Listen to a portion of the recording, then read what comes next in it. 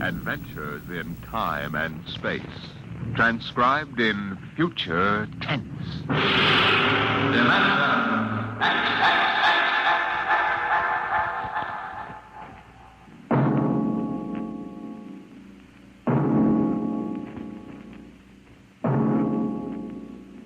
Can you predict the future? Can you tell what will come in 100 years? Or in 10? Or in the next minute? Tonight, Dimension X brings you a glimpse of what may well happen within your own lifetime. The Robert Heinlein story, The Roads Must Roll.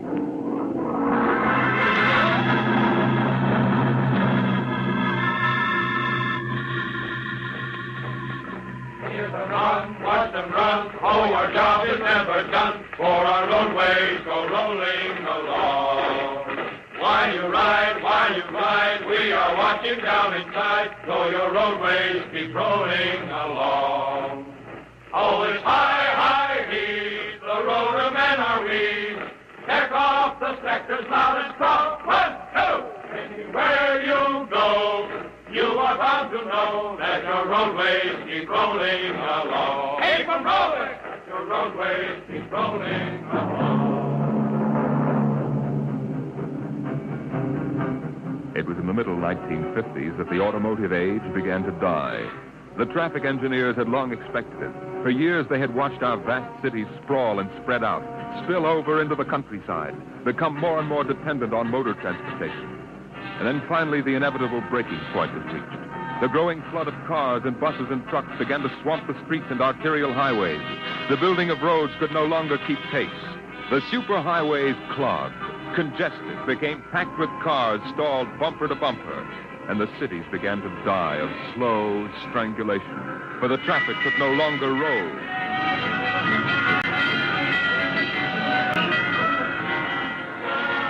And then the engineers took over.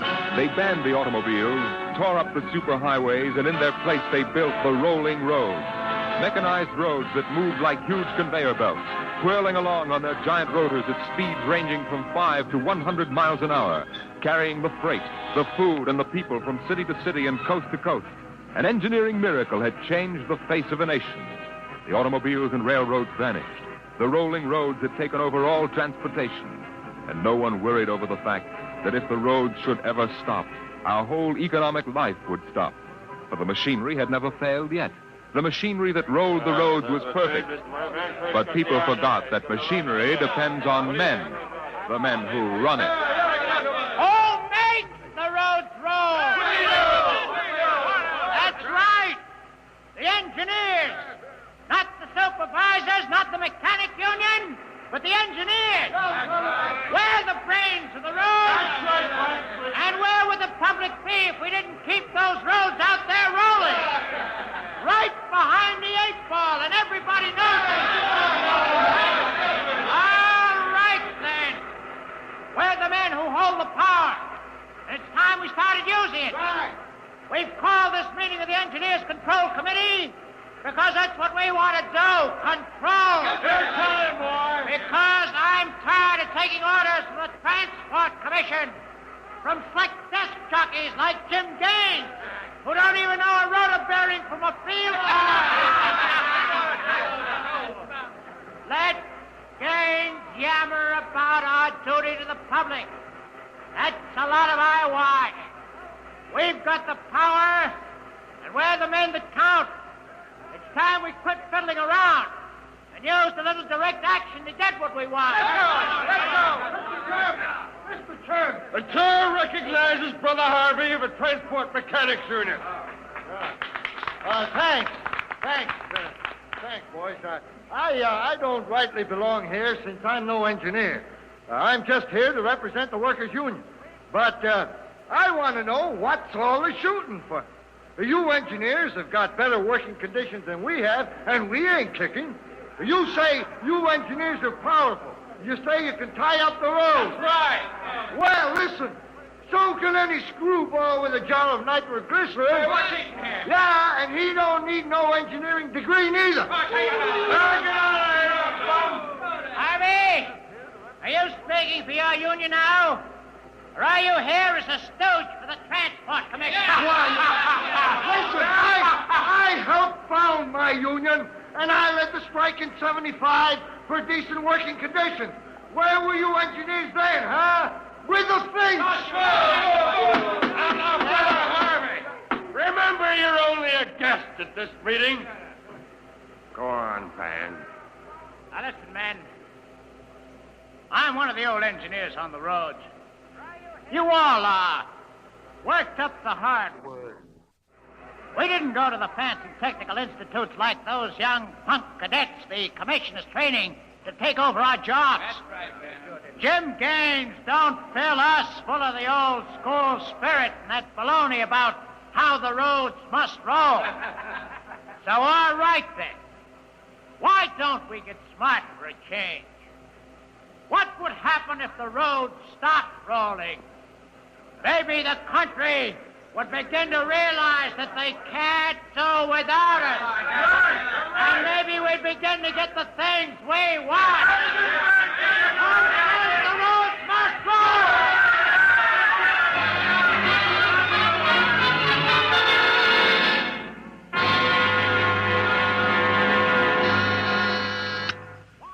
Yes?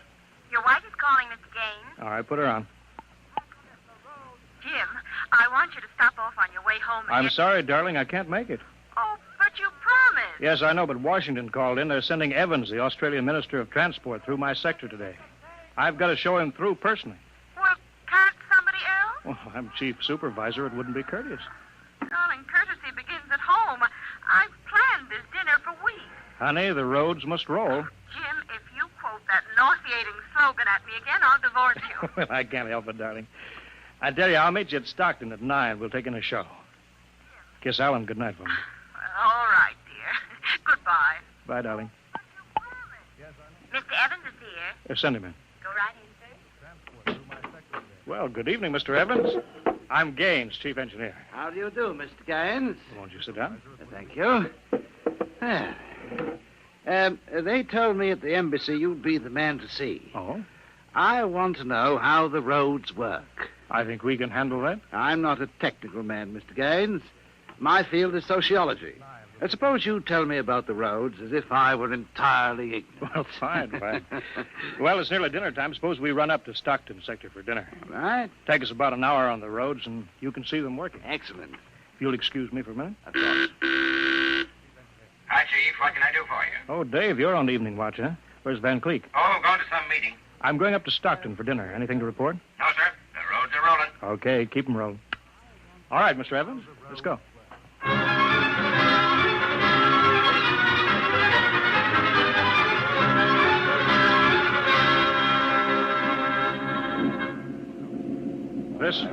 This here is the low-speed strip.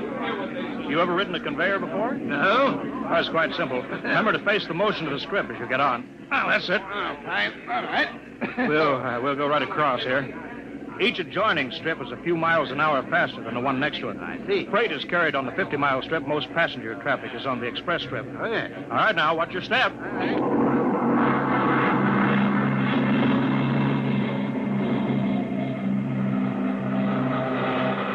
Here we are, maximum speed. 100 miles an hour. Amazing.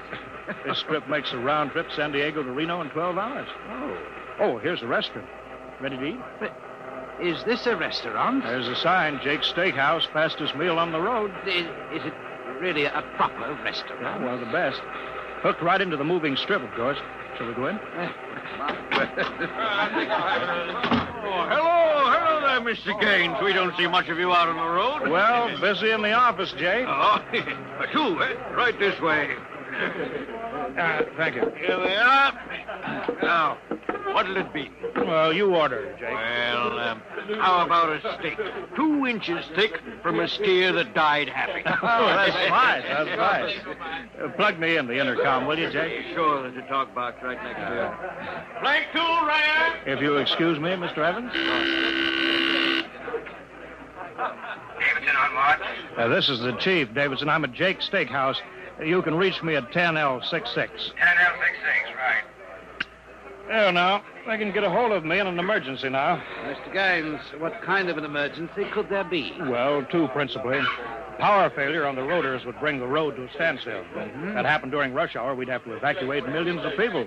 Well, as many as that? Oh, yes, easily. There are 12 million people dependent on this section of road. Gaines here. Hello, Chief. Davidson. I just got the hourly reports in. Proceed. Cadet engineer Gunther, while on watch, was found playing cards with C.J. Ross, technician on duty. Any damage? One rotor running hot, but still synchronized. It was jacked down and replaced. All right. Have the paymaster give Ross his time. Turn him over to civil authorities. Place Cadet Gunther under arrest. Bring him to Road Town Central. Yes, sir. All right. Keep him rolling. As I was saying, Evans, there are two possibilities of danger. Can you visualize what would happen if the strip under us would break? I hadn't thought of that. You don't realize you're traveling at 100 miles an hour. Well, it can't break, not now. The strip has a safety factor of over 12 to 1. This is good soup, Jake. Thank you, Mr. Gaines. But you know, Evans, a break did happen once in the early days. That was on the Philadelphia-Jersey City Road. Dear me, no. That's right. The strip wasn't much more than a conveyor belt then. You know, it buckled for miles, crushing passengers against the roof. Yeah. Forward section in front of the brake spilled them down under into the rotors and the rollers. Was it very bad? Over 3,000 people were killed in that break. But, Evans, the roads had to go on. You know, the entire economic system hangs on the roads. If they stopped now, the country would starve. Isn't it possible that you've become too dependent on these roads, Mr. Gaines? For example, what if you had to strike? We had a strike back in 75, but, there's not much danger of that anymore. Oh? Why not? Every cadet that goes to work on the roads today is a graduate of the United States Transport Academy. Oh, I see. They're all picked men, screened for emotional stability. They're trained to give us the same kind of loyalty that Annapolis and West Point develop in their men. You're a graduate, I suppose, Mr. Gaines? No, I was too old for that. The academy wasn't set up till after the strike in 75. But it won't be long now, maybe 5 or 10 years, Evans, before the oldest engineer on the roads is a man who's been through that academy. Gaines here. Davidson. Chief, there's trouble in Sacramento sector.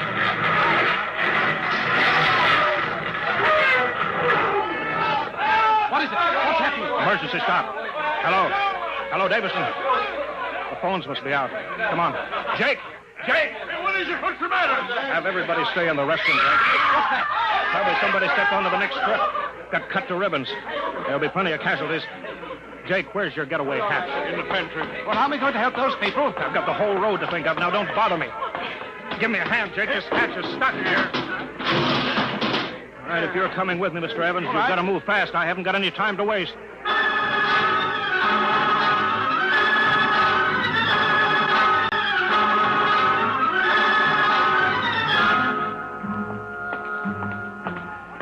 Where are we now? Freeway on top of the inner road ceiling. That's the outer shell over us there. Are we going outside? No, there'll be an access down manhole over here. They're spaced every 100 feet. It's there by the green light. Oh. All right, this will get us down on the northbound road. Careful now, it's dark. All right. Stand away from that door, Evan.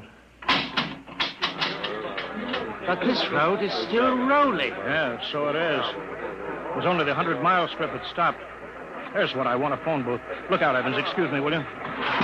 Hey! Out. I'm talking to my wife. What? Don't argue. Out. Emergency priority. Division office. Davidson? Gaines here. Report. Chief, where you been? I've been calling... Never mind that report. 709 report.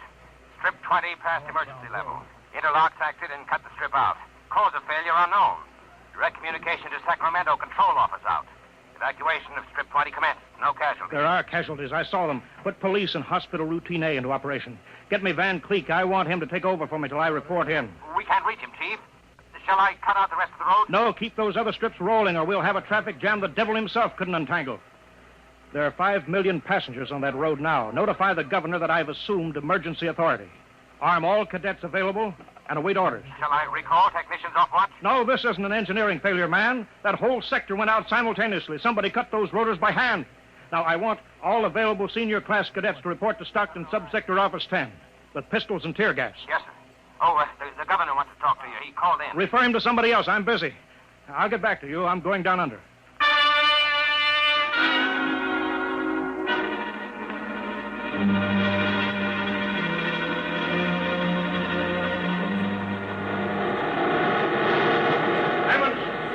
Evans! Put on this helmet! This helmet! No! You can't hear without an anti-noise filter. All right, come on. What are we looking for? A recon car. There should be one here. Are those the rotors? Yeah, the big ones are rotors. They drive the road. The little ones are rollers. They give continuous support. I see. Oh, there's a watch gang now, jacking down a rotor. Can they hear us? No, the noise filter works on a 4-foot radius. I'll flash them. He sees the light. Is that Wilson reporting, sir? I want your recon car, emergency. Yes, sir. Right over here, sir. Come on, Evans. All right, now, get in. Well, it's so small. Oh, you fit. All right. All right, now, hang on. She accelerates like a rocket.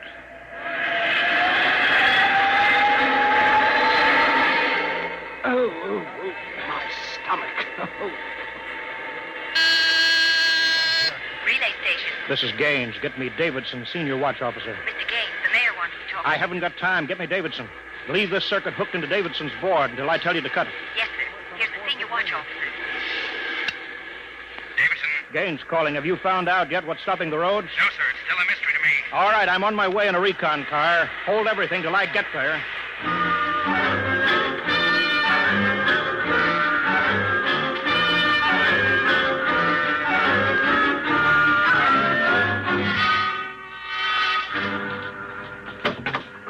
Cadet Edmonds reporting, sir. 3 platoons of cadet engineers standing by with tumblebug motorcycles. Are they armed? Pistols and tear gas is ordered. All right, good. Assistant Supervisor Van Cleek is calling you on Circuit 9. Well, it's about time. Cut me in. Yes, sir. Hello, Van. Where are you? Sacramento office. Now listen, Sacramento. That's good. Report. in a pig's eye. What? I'm not your deputy anymore, Gaines. Van, what are you talking Now, about? listen, don't interrupt me and you'll find out. It's true, Gaines. I've been picked as director of the Engineers Control Committee. We're taking over. Have you gone off your rotor? You can't start Strip 20 until I'm ready to let you. Van! I can stop the whole road if I have to. Van Creek, I'll call in the Army. How'll you get him here if the roads aren't rolling, eh? Listen, Gaines. Whoever controls the roads controls the country. And right now, that happens to be me. Sign off, Gaines. I've got to call the White House. You behave yourself. You won't get hurt. I don't believe it, sir. He's got us, Edmonds. If we go in and blast him out, he may wreck the road. What's your rolling tonnage now? 53% under evening peak, sir. How about strip 20? Almost evacuated. Yeah. Listen in on this, Davidson. Standing by, Chief. I'm going down inside with these cadets. We're going to work north, overcoming any resistance that we may meet. The watch technicians and maintenance crews are to follow behind us. Each rotor, as they come to it, is to be cut out from under Sacramento's control, then hooked into the Stockton control board. You understand? Got it. Check. If it works right, we can move control of Sacramento sector right out from under Van's feet. And he can stay in his office there till he's hungry enough to be reasonable. Edmonds, get me a pistol. Mr. Gaines, there's a man here, and he's badly hurt. He wants to see you. Take care of him. I haven't got time to... He's from Sacramento sector. What? Sir. Send him in here. Mr. Gaines. Mr. Gaines. Take it easy. Mr. Gaines. You're Harvey from the mechanic show, you know. Yeah. Tried to warn you. Tried to get away. Shot me 3 times. Get a doctor, will you? All right, now. Easy, Harvey. Harvey, how long has this been building up? It isn't the men. It's the engineers. I told them they were crazy. Told them the road's got to roll. And when I tried to get away... Easy now. Bleeding from the mouth, sir. Harvey? Harvey? Can you hear me? He's dead, Mr. Gaines. Come on, Edmonds. We better move.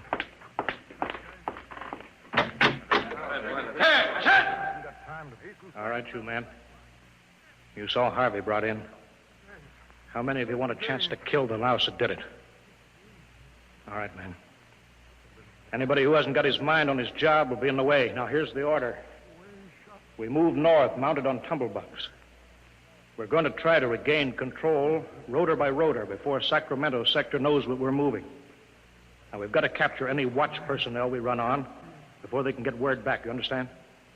Men, surprise is vital. Use tear gas when possible. Shoot only when necessary. But get them before they can reach a phone jack. Any questions? No? Then move out.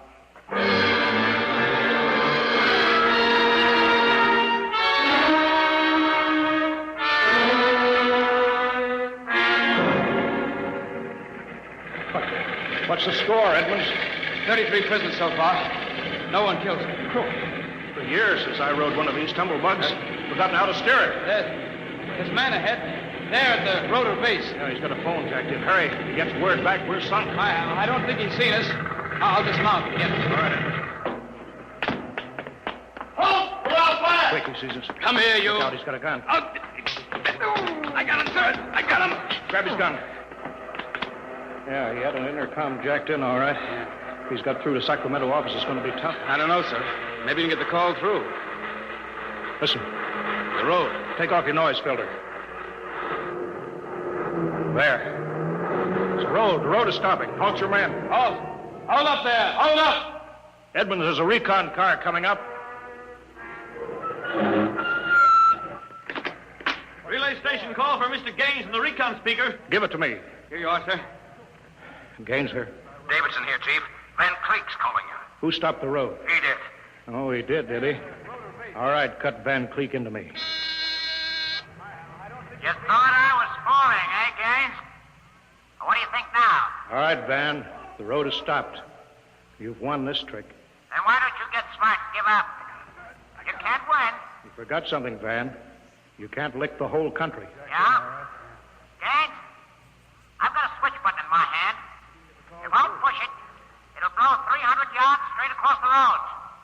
And then for good measure, I'll take an axe and wreck the control station before I leave. That's pretty drastic, Van. Yeah? If I blow this charge in the middle of Sacramento sector, it'll get an awful lot of people. There are plenty of shopkeepers still on Strip 20. That row of apartment houses next to the road will go. Now, look, Van, you don't want to blow the road, neither do I. Suppose, Van, I come up to your headquarters and we talk this over. Two reasonable men ought to be able to make a settlement. Is this some kind of a trick? I'll come alone, unarmed. My men will stay here. All right. All right, Gaines. But one wrong move and I blow the road.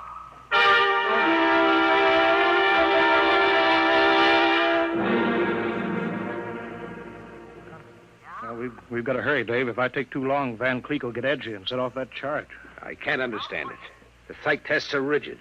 We've never had a failure in the Wadsworth-Burton method. Then suddenly a whole sector goes sour. How could Van Cleek get a whole crew of psych-cleared men to revolt? It's easy, Dave. As my deputy, he was ex officio personnel officer for the whole road. He must have been faking psych records for years, transferring maladjusted men into his sector. I've got that personnel record, Mr. Gaines. Oh, thank you. This is Van's record here. Masked introvert, inferiority rating 7, and comment, in spite of potential instability shown on Wadsworth Curve, this officer is especially adept in handling men. He's adept, all right. I haven't got time for any more, Dave. Chief, are you actually going up there to Van Cleek's office? I've got to. They'll be armed. They'll kill you. I'm going to take that chance. Why don't you call in the Army? He won't dare blow the road then. Yes, he would. Look at that psych record there. He's putting up a big, brave front, but he's rotten inside. He wants to be taken seriously. He wants everybody to think he's the most dangerous man in this country. If I call the Army in, he'll try to prove it by blowing the road.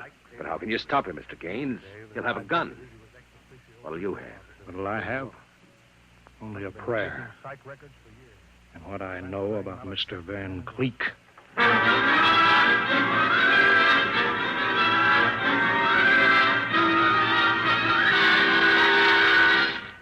All right, Gaines. Director Van Cleek will see you now. Gaines, I want you to sign this now. It's a declaration of your recognition of the Engineers Control Committee. You've got 1 minute to sign it, Gaines, or I'll push this button and blow up the whole sector. You better sign, Gaines.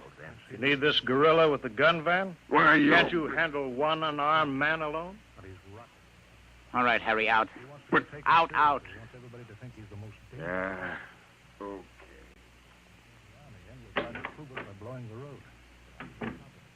All right. Now sign. What's so funny? You are, man. You start a revolution because you think the engineers should control the road. Then when you've got control, the only thing you can think of to do is to blow it up. That's kind of silly, isn't it? All right. Tell me what you so scared of. I'm not scared. Yeah, sitting there sweating all over that push button that you're holding.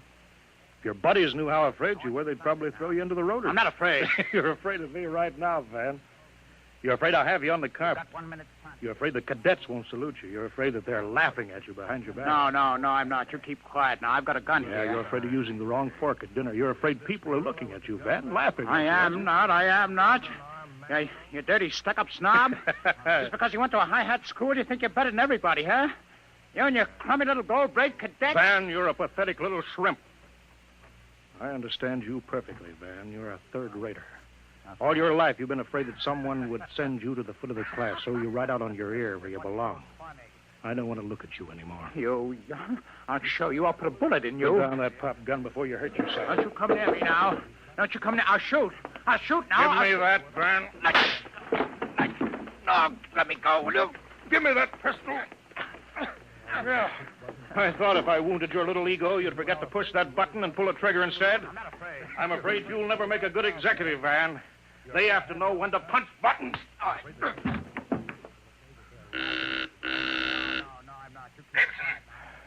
Gaines here. Chief, are you all right? Yeah, I'm all right. Tack now, Davidson. Mop up.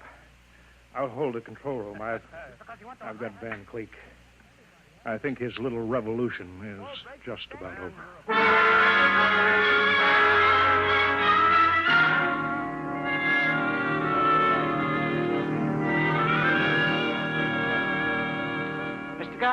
Mr. Gaines. Oh, Mr. Evans, I forgot about you. I've been waiting at the sector office. Yes? Is everything under control? Yes, all's rolling. Those are the watch engineers going under to check Sacramento sector inch by inch now. Remarkable organization. Remarkable. Thank you. Howley's in, Chief. San Diego Circle rolling. Bakersfield, Fresno, Stockton. Stockton, oh. Oh, no. What's the matter, Chief? With trouble, Mr. Gaines? There sure is. I promised to meet my wife at Stockton for a show. She's been waiting there since 9 o'clock last night. Oh, dear me. Dave, see if you can get her for me. Try the sector office. All right, Chief. And Dave, see if you can calm her down. Oh, sure, Chief, sure. I'll tell her the roads must roll. No, don't tell her that. I don't think she'd appreciate that. She's heard it too often. Well, I better get going. Bye, Dave. Keep 'em rolling. Keep the rolling, and the roadways go rolling along.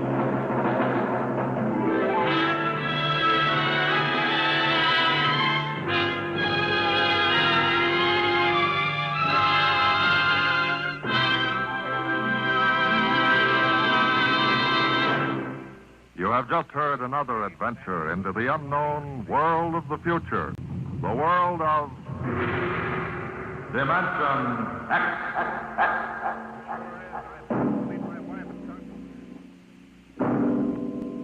Next week, the strange story of the test pilot who became the first man ever to invade outer space, and of what he found when he got there.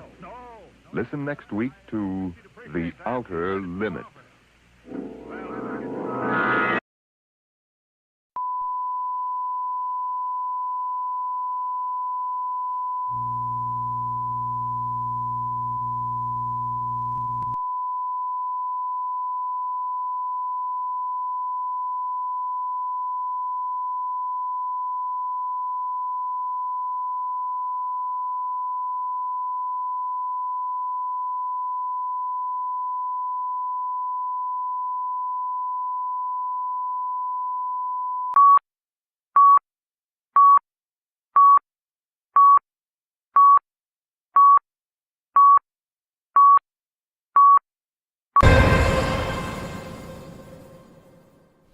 Check, testing 1, 2, fuck it.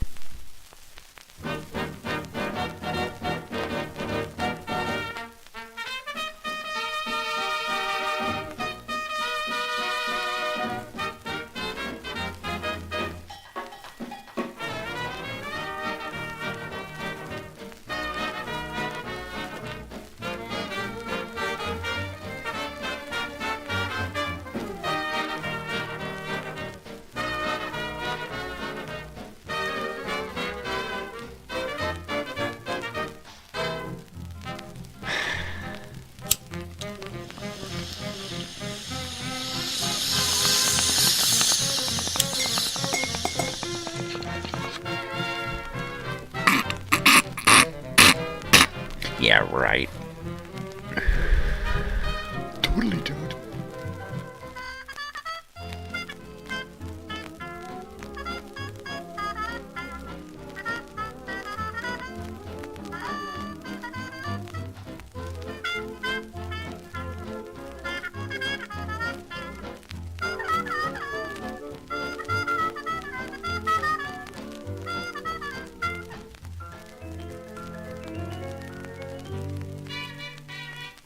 And do wackadoo, wackadoo, wackadoo. Hey, good morning. How's everyone out there? I'm here. I'm weird. Get used to it. I woke up breathing, so that's a good thing. Yeah. Okay, what's going on? Boy. Another day, another dogma. What?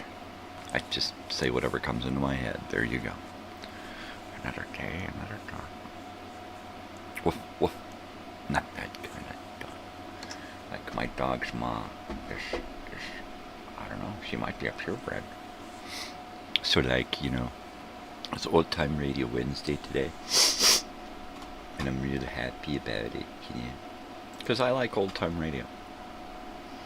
I'm going to turn this way down. I'm going to turn it way down. I'm going to go back over here to some old time radio. And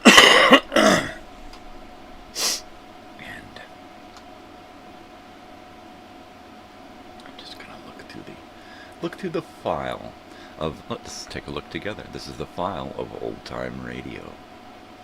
This is the file of Dimension X. So what I was going to do, nightmare, what I was going to do was pick out, in fact, we just heard The Roads Must Roll. That was a Robert Heinlein book, The Green Hills of Earth. That is another Robert Heinlein story. Universe, it's here somewhere. Let's do competition. I like the competition. Let's do that one first. Universe. There you go. And time and time again. That's good. Alright, so we're just gonna play. We're just gonna play.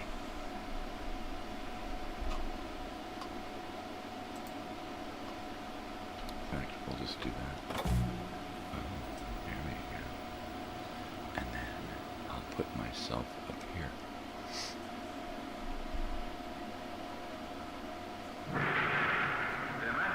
Dimension X. I'm just going to put, because it's Old Time Radio Wednesday. Now, if someone shows up and wants to talk about a specific old time radio show, I'm here, baby. Album of the day. That's yesterday. Somebody needs to pick an album of the day, an old-time radio show of the week, and some topics to talk about, right? Let me just turn that down. We just want it like playing in the background, you know. Totally.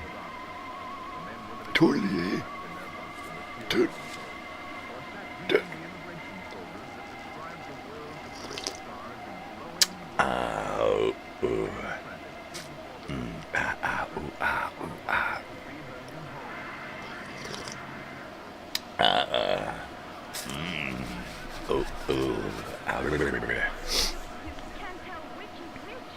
No?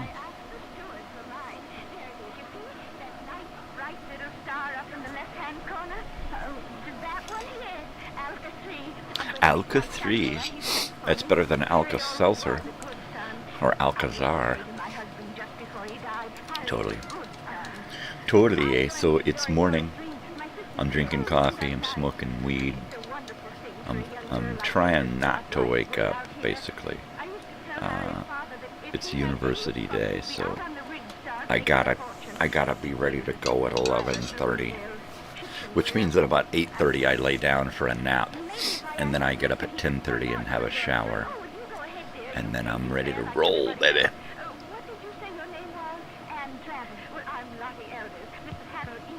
I'd worry about my daughter. She's kicking ass. She is. She stays on it. She's always working on school stuff.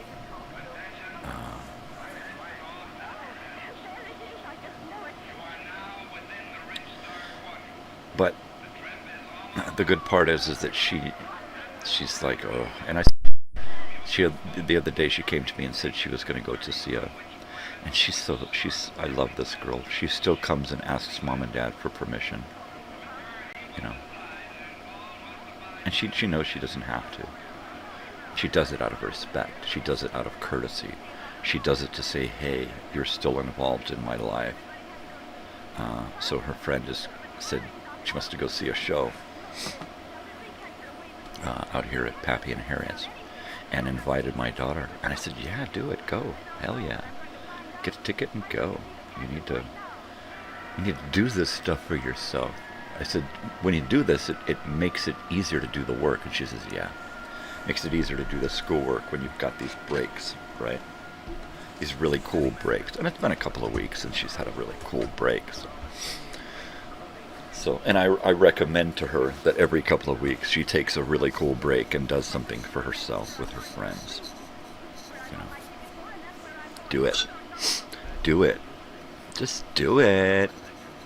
So there you go. So she'll be going to see a show. I don't remember the name of the group.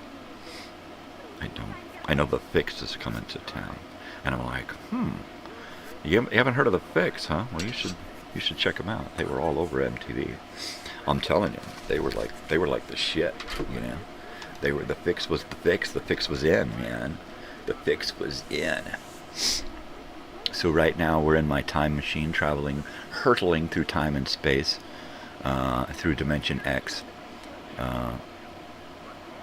enjoying a radio show, and looking for worlds to hang out in. Hey, totally, eh? This little scene here is a scene from within my time machine. This is my quarters inside the time machine, the time ship. Permutations is what's on the TV right now. And we're listening to episode 40 or something, right? This is Old Time Radio Wednesday. My little caption, what do they call that? The little screen, the teletype screen? No, episode 30. What is that? A ticker? No, I can't remember. A little message board, you know. Competition. I am going to have to wear this if I want to listen to the show, because the show's cool. It's a good show. These shows are all available on my channel, so if you're like, well, I want to check these out. Dimension X playlist, boom. There's a good chunk of episodes. There's all the episodes from the series are in there, the whole series. And then X-1, it also has a playlist. That's 3 playlists, I believe. 1955, 1956, 1957, and then the rest of the series. So I should put them all in one playlist is what I should do. That's a lot of work.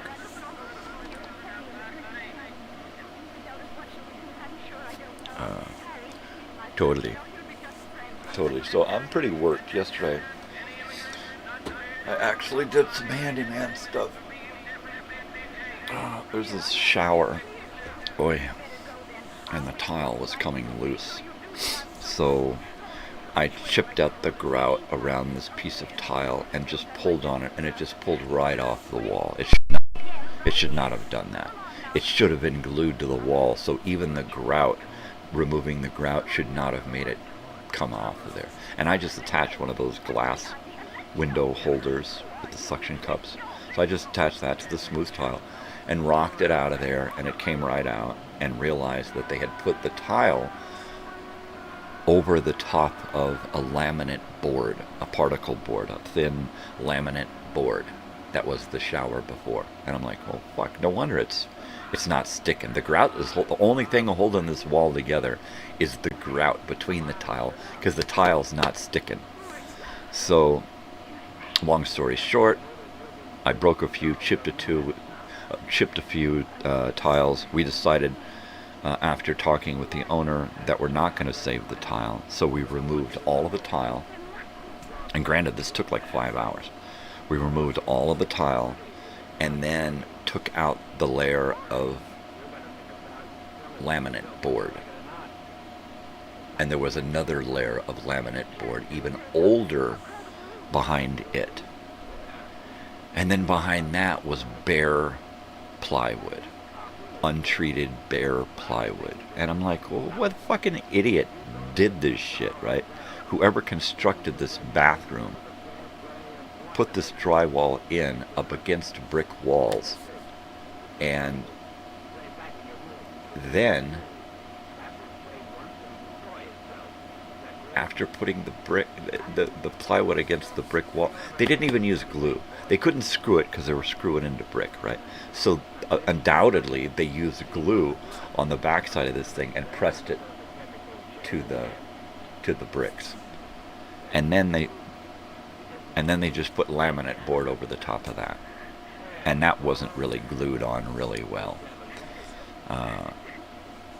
So after getting halfway through the laminate number 2, we decided just to dig our way through both laminates on the other walls and get to the plywood. Now, the water wall is an actual drywall, or rather plaster wall, on the opposite side. So I still have to dig off the laminate from... So at this point we're waiting. We're waiting to find out whether, because the boards on the wall are loose, they have play in them. If you attach tile to that, now the tile is attached to loose board, which means chipping and cracking and that kind of stuff. Grout falling out. Every time somebody bumps up against the shower wall, those tiles are going to flex, the grout's going to move. It's like, you know what? There's 2 choices at this point. Remove the plywood and apply the tile directly to the block wall. Treat it roll it, treat it with something that's going to seal it and make it sticky for the tile glue, right? And remove all of the plywood and all of the trim wood to get to the plywood, take it back down to bare wall in there, and start from there. Or stay at the plywood level and just cover it with vinyl shower board in solid sheets.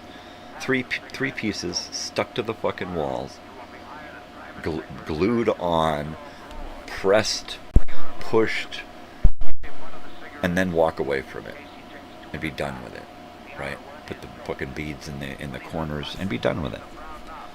Lots of money saved, lots of time saved, lots of my pain saved.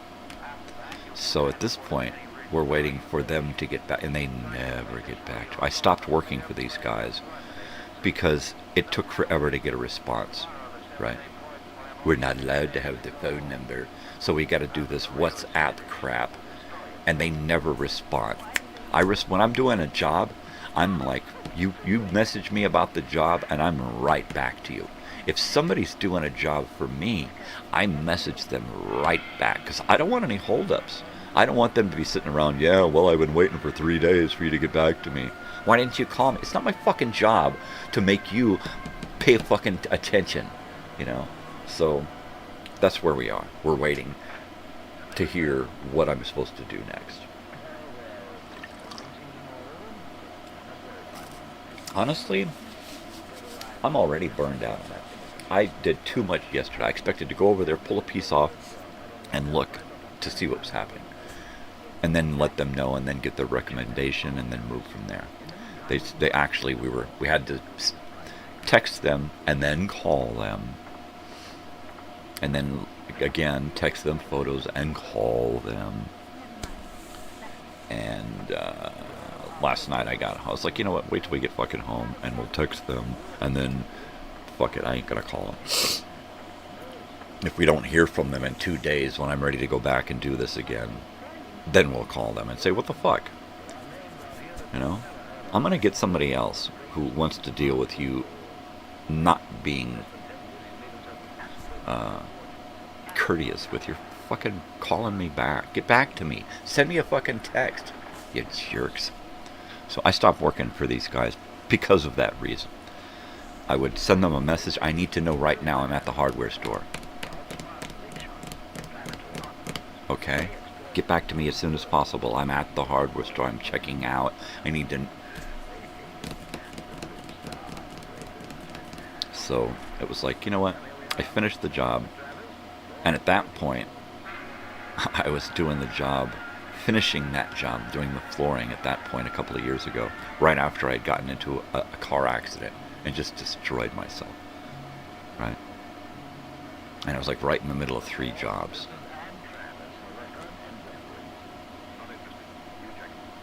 And I was like, you know what? I'm done. I'm done. You can't, you know, be timely in calling me back or letting me know what you want done. Fuck it. So I'm at about the same point now, and it's only been a day. I'm like, oh, that's right. That's why I don't do this here anymore. So, between now and going back, I'm going to be looking for a tile guy. And I'll be sending a tile guy over there to do the tile. Because I just, fuck it. I'll get everything prepped. If they want to do the vinyl shower, I can do that.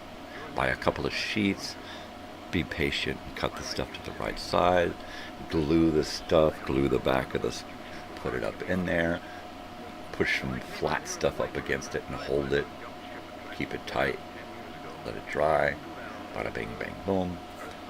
Next wall, corner beads, a couple hours, right? Tile, couple of days. Couple of fucking days.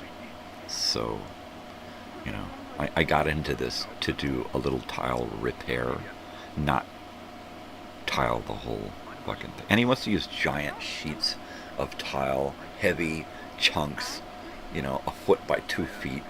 And it's like, you know what that's going to be like to try to get that stuck to the wall and kept there without it falling off? It's kind of a pain in the ass sometimes.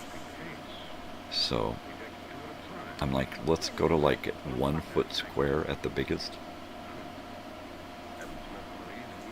And they're like, oh, you know what, let's go to vinyl. How's that? Let's just go to vinyl, you know? And if you don't like that, tile guy, I'm not a fucking tile guy. I'm a goddamn house painter and maintenance man and handyman, and that's it, you know? I'm not the guy that's going to do your whole... If you want me to paint your whole house? Sure, no problem. You want me to remodel your kitchen? Yeah, no problem. I'll call somebody in to do the tile work, but I'll do everything else. I may call somebody in to do the cabinet work, but I'll do everything else. It depends on who can do it better. If it turns out somebody else can definitely do it better, then I hand the job to somebody else. I'm not going to say, yeah, I can do it, and then fuck it up, right? I'm not one of those guys. I know my limitations, and I'm not afraid to say, I can't do that. And at this point, we're getting to where I can't do that. And more than that is, I don't want to do that. I just don't want to. So, there you go. There you are. There you have it. There it is. You sure about that? Totally, eh? Totally. Somebody found out I hire him fresh from Earth. I've got her memory track on that face-dissolver mask. It was Delaney. I thought so. But he isn't working alone. That gang working for the prize on new space drive. Totally. Anywho, I'm going to break out some more doobage here. I got a new satchel last night. I'm thinking, oh gosh, all of this fucking pain in the ass shit I got to do this week. I better get some doobage. So I picked up a bag of evergreen berry sativa. 40% cannabinoids, 34.78 THC. Wow, that's pretty good. So this will help keep me away from the pain. A little nug. That ought to be a nug for the day right there. So I'm gonna get done here, eat some breakfast, take a nap. Gotta go to university, need to get up bright-eyed, bushy-tailed, refreshed, able to drive. So we'll do that this morning. More than likely, I'm just gonna go down there and watch a little Netflix. I take a book with me, but I have yet to just sit and read, right? I haven't gotten there yet. At some point, once I start a book, it'll be a slow roll, and then eventually, about a chapter or two into the book, I'll spend more and more time with the book until I can't put it down.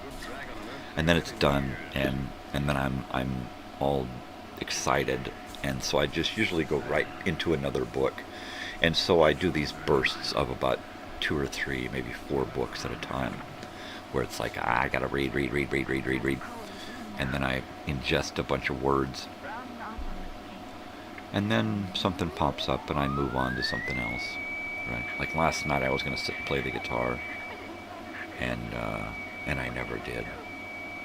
I was just so burned out on everything. I came here, I sat there for like an hour before I finally said, oh man, I gotta get up and eat. So I put my teeth in, and then sat there for another half an hour while I adjusted to the pain.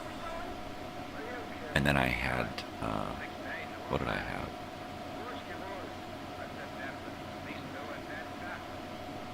I had a little handful of tortellinis and something.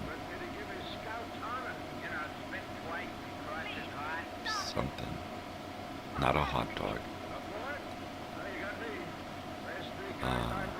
See, short-term memory, gone. Don't even remember what I had for dinner last night. I know there were tortellinis on the plate, but I know there was something else. Because I had my teeth in, so I was chewing on something. I guess it doesn't really matter, huh? It's only my memory, for cripe's sake. Totally real tough, lady. Totally.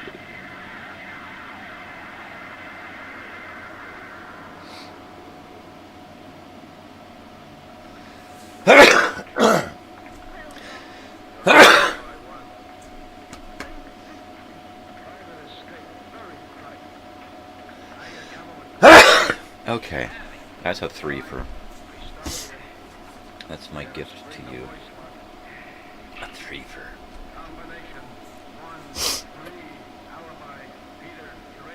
So, the 10th of September. You know what tomorrow is? Don't even say it. Propaganda Day. Right?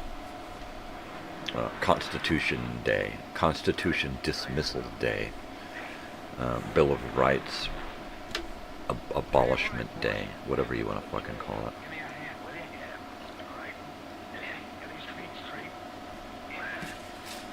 Everybody knows that all of what's going on right now in the country goes right back to 24 years ago, right? There you go. Ain't no getting around the truth. The truth. Yeah. Somebody made this blanket comment about women 25 to 44 on some stupid post, right? So it was like, yeah, no wonder women are single and have no children at this point, right? well, no wonder. And I said some fact comment, right? And boy, did the militant feminist trolls fucking really Karenize all over me. And it was hilarious, because what they do is they attack you from their point of view about men, right? So undoubtedly something happened to them concerning men, and so they just hate men. They just hate men. Oh, men. And so, of course, every little thing that a man says is degrading towards women, right? Everything that a man says is like, get in the kitchen and make me a bologna sandwich and shut up, right? That's what they hear, right? And so, of course, their first jab is, you're just gonna hate your daughter when she turns 25, right? And I'm like, because women 25 to 44, and it's like, so I must be, what did they call me? An incel, right? Somebody who, first of all, I'm not a part of an online community. I'm not I don't subscribe to any of that bullshit with, let's give it a word. Let's give this a word. Let's give that a word. Now we got words for our stuff. Give me a break. Grow up. And then when you say, oh, your poor daughter or your poor wife, and it's like, you don't know me. You have no fucking clue. I'm married to the best women in the world, right? And I don't give them latitude. I don't allow them. They're fucking humans. They're my fellow humans. They're not just my family. They're not just women. They're my fellow humans. My wife and daughter, they don't come up to me and ask me if they can do something. My wife doesn't have to get permission from me to go out and hang out and do something with her friends or leave the house. I'm sure that a lot of women grew up that way, where the man was telling them what to do every second of every fucking... That don't happen here, right? I go to them for advice. It's just stupid the way people think, right? And then you get these women who are so pissed off at men. And so the first thing I do is I go to their profile, because they don't. They're clueless, right? These fucking internet troll people, they're clueless. Men or women, I don't give a fuck. Idiot's a fucking idiot. The first thing I do is I go to their profile and I see what kind of person they are. And it's quite obvious why this person is taking that side, right? You gotta be kidding me. You're one of those. So... I laugh at the Karens, and the fact that their jabs are, you're an old white male, like I can help that, oh, your poor wife and your poor daughter, like your daughter, I'll bet she can't wait to get screaming and running away. No, she's pretty much wants to stay around the family her whole life because we have family fucking values, Yeah, I'm a man, ooh. I'm also a father and a husband, and a human, just like my wife and daughter. They're humans, I mean, my dogs in this house are probably more human than some of those internet Karen trolls out there. So, does it bug me? Yeah, it kind of bugs me, that people are still so fucking stupid, and they just keep getting more ignorant, right? And when they start flapping their lips or tapping their fucking thumbs, they just prove it. They just prove exactly what I'm talking about, right? Oh, you've never been married. You don't, yeah, if you can believe that, you're a liar. It's like, really?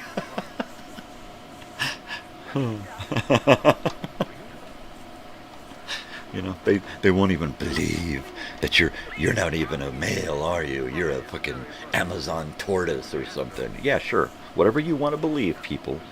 And they do. They make up this big fucking scenario in their head, and this is what he is. I know exactly what he is. He's this kind of person. And they ain't got a fucking clue. And it's just hilarious to see these internet fucking troll Karens, you know, think that they're doing something cool. Look at me, I'm digging on somebody. And then they call you a troll. And it's like, bitch, you started this.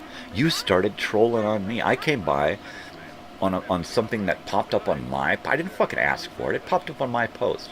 I made a comment about a blanket fucking stupid-ass comment about women, right?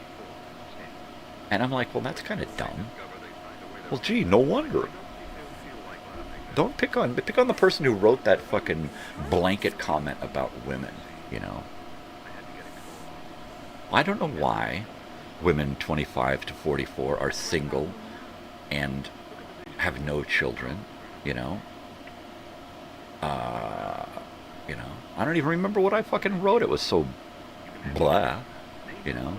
It was so fucking bland. And, you know, like, I don't even fucking remember. It was so stupid, you know? But out come the Karens, out come the trolls. You're just like my father. Well, go fucking chew on him. It's not my fault he treated you like shit, you know? Give me a break. Fucking little pansy-ass babies. Give me a break. And then there's some men out there doing the same fucking thing, you know?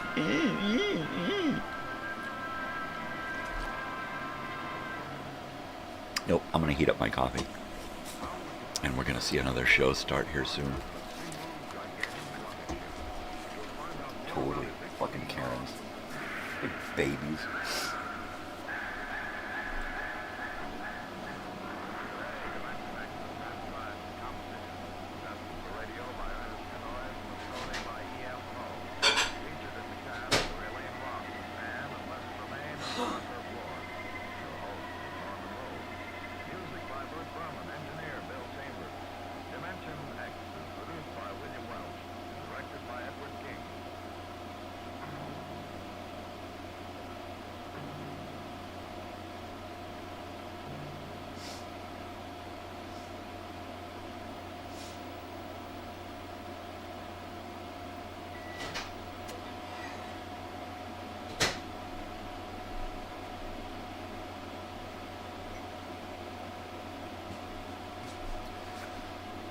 Yeah, these men and women, Karens, who do this shit, you know, they read something that sticks in their ass and they get all burned up about it, you know. And then, well, I'm going to give them a piece of my mind. The only thing, that's all they have is a little piece of mind. That's it. That's all they got. And when you just let it go, they think, oh, well, I've got the upper hand.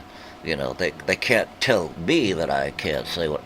But when you start talking to them and you find out how fucking ignorant they are, and everything, every next comment just proves their ignorance, right? All of a sudden they stop typing, right? What happened? Couldn't take the heat? Well, get out of the kitchen, right? Oh well, poor baby. Usually what happens is after a while, there's so many comments that your comments get lost and people don't read them. Every once in a while, I'll get somebody will dig up an old comment and give me about it. And I'll be like, get out of here. You're late to the party, dude. Why don't you read the other messages and catch up first? And, you know, see where you fall in some of those comments and then get back to me, you know. And it's really funny when they're saying something that somebody else has already said, right? And you're like, yeah, I heard it before. Why don't you fucking read everything before you start typing your stupidity? That's hot. I honestly, I'm about ready to just give Facebook the boot, right? I mean, I'm only on once or twice a day on Facebook, and usually it is to post about the morning show or what's happening on YouTube, and and to answer comments or to see, responses to things. But that's about it. I don't to scroll through and find stupid shit to repost, because that has no imagination, right? When you're creating posts, actually pulling words out of your brain and putting them down, that is actually sharing, right? When you're taking other people's words and pictures and media and then putting it on your page, that's not sharing, that's reposting, okay? There's no imagination there. I like to read stuff that people actually wrote. I like to look at things where it actually, there may be a link to something, but they've got something to say about it. Not the mindless fucking drivel that you go to most people's Facebook pages and you read through their news feed and it's all reposts, right? There's no imagination, there's nothing original, there's no humanity there. It's just, ooh, I like that, ooh, I like that, ooh, I like that, ooh. No imagination. And there ain't no brains there either. They've taken the thinking out of existing as well. So people don't have to think. All they do is react emotionally anymore. Oh, that upsets me. You can't say that. You're one of those asshole people. You're a male. Yeah, that was really intelligent. Why don't you grab a dictionary, an encyclopedia, a thesaurus? Please grab a thesaurus. And why don't you fucking crack a book and learn something, and then get back to me? You just start fucking jabbering your MSNBC, your Fox, your bullshit fucking news, Reddit, whatever you subscribe to. You just start shooting that drivel at me. What is that? Yeah, I get it. Everybody deserves this and that and this. Yeah, but you can't just be militant about it. Once you go after it, you have to give it to me, damn it. I deserve respect. Give it to me fucking now or I'm going to punch you. Well, then you don't really deserve respect. You deserve to get the shine. It's like, oh, well, fuck you. You don't deserve nothing from me. You're not even my attention. People come up and start screaming about how they're Karen. That baseball Karen lady, if she'd have come up and started screaming at me, I'd have just turned and fucking ignored her ass. And then when she touched me, I'd have gotten right up in her fucking face and I said, lady, you don't want to fucking touch me. Touch me again. I would, you know what they would have on camera? Is they would have me dropping that bitch to the fucking floor, right? And then dropping the baseball on her fucking face. Here, take that. This is a non-violent guy here. This is what the world has done to me, right? This is what these people do. I think that's what it is. I think things are designed now to keep people at each other's fucking throats, right? That's the way it is now. It's designed. Society is designed right now to either keep us separate in these little groups, these little cliques, and then at each other's fucking throats every second of the day. What did you say to me, motherfucker? How dare you ask me what fucking time it is? Can't you see what fucking time it is, motherfucker? Come on, bitch, let's go. Dude, have another fucking energy drink, douchebag.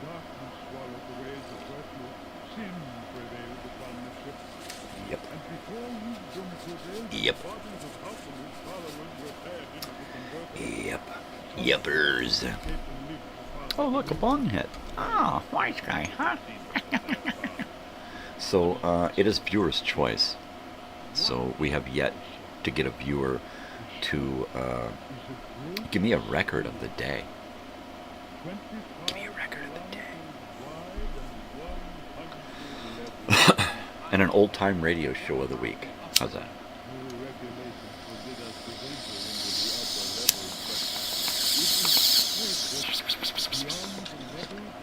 Because, it's what we do.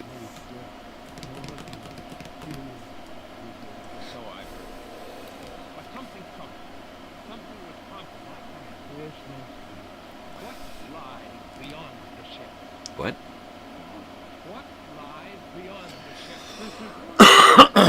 Well, okay.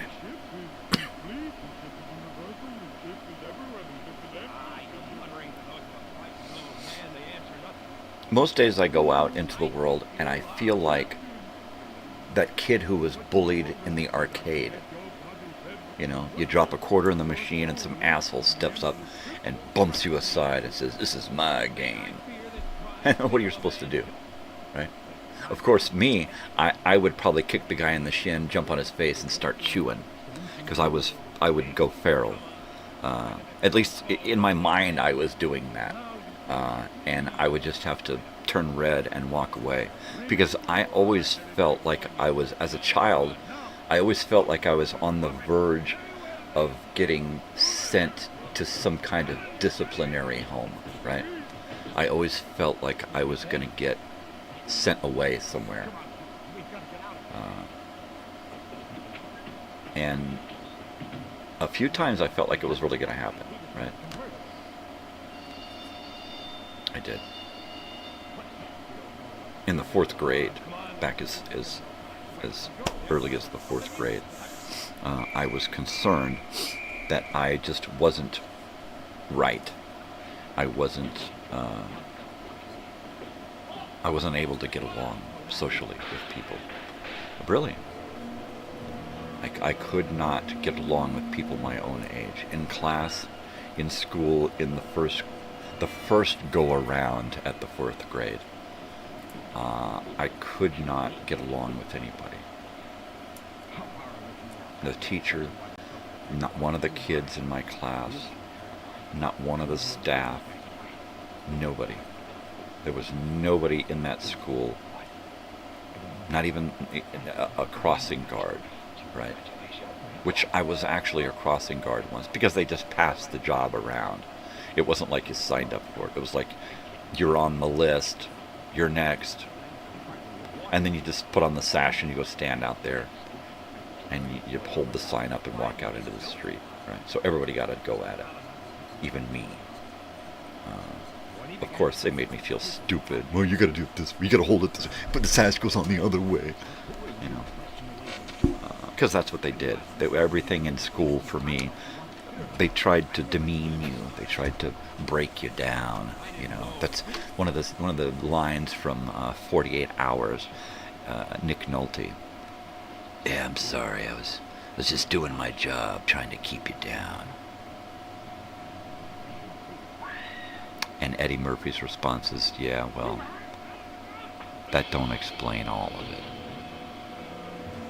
And that's it right there, where that don't explain it. Just because you were doing your job, don't explain the gratification you got from doing your job, from keeping the kids down, right?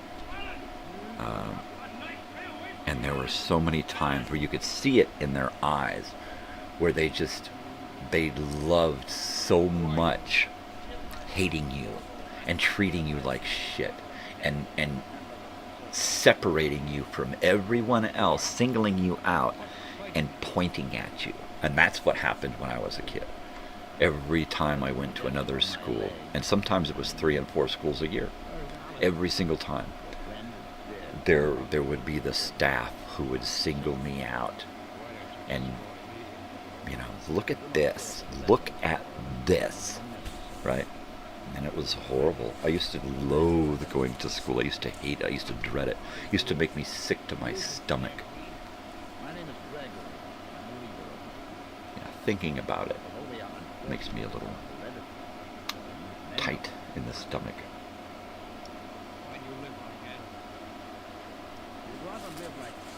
Yep. And the teachers were the worst. The kids were bad, right? The kids were horrible. But when it came right down to it, the teachers were worse, because they were mean. And they were, and they were the adults. You know, it takes a fucked up adult to be mean to a little kid about things that the kid has no control over, right? A kid comes to school in dirty clothes. Is it the kid's fault? The kid comes to school unbathed and unkept. Is it the kid's fault? right? We're talking little. 1, 2, 3, 4th grade, right? We're talking little kid. Maybe in high school, it would be the responsibility of that child, had the child been taught properly to take care of himself, then maybe.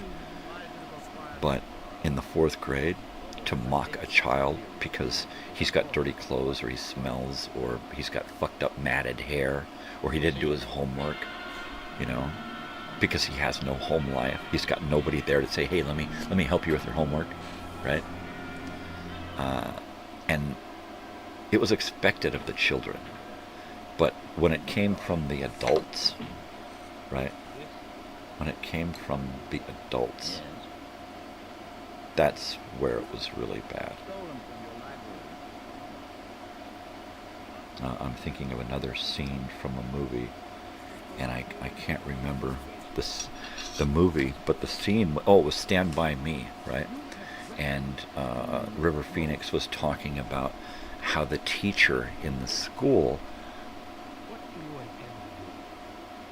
made him give back the money that he stole, but then she didn't report it, and she made him out to be the thief that he was, but she kept it that way, and she kept the money, and then she bought a dress or a hat or something, right? And he wasn't upset about anything but the fact that it was done to him by somebody who was supposed to care, somebody who was supposed to be there for him and be his champion. That's what a teacher should be. And it made me tear up, because I got the same lack of respect all through school growing up. I made sure my daughter got it, and when she didn't get it, she was strong enough to require it from her teacher, right? And be called a rebel because she required her teacher to teach, right? And so difference, right, between, how I grew up and was treated and how she grew up and was treated. She's got no trouble standing up for herself. She's shy, but she'll say, hey, you need to cut that shit out right now. And I was never able to do that. I was afraid I'd get in trouble. Afraid I'd bring stuff home to my family that they didn't want. Afraid that I would just freak the fuck out and get sent to a crazy hospital. Right? Totally.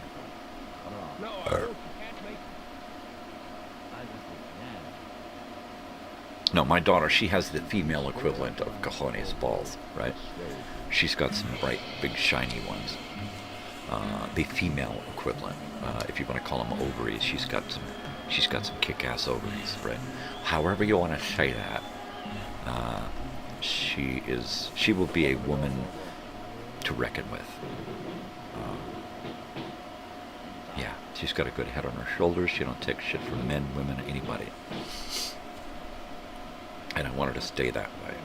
She don't take shit from me, right? She's got it together. She does. She really does. And I'm proud of her. And she knows I'm proud of her. Stuck my head in her room last night. I love you. Goodbye. Because she was busy. She's doing her homework.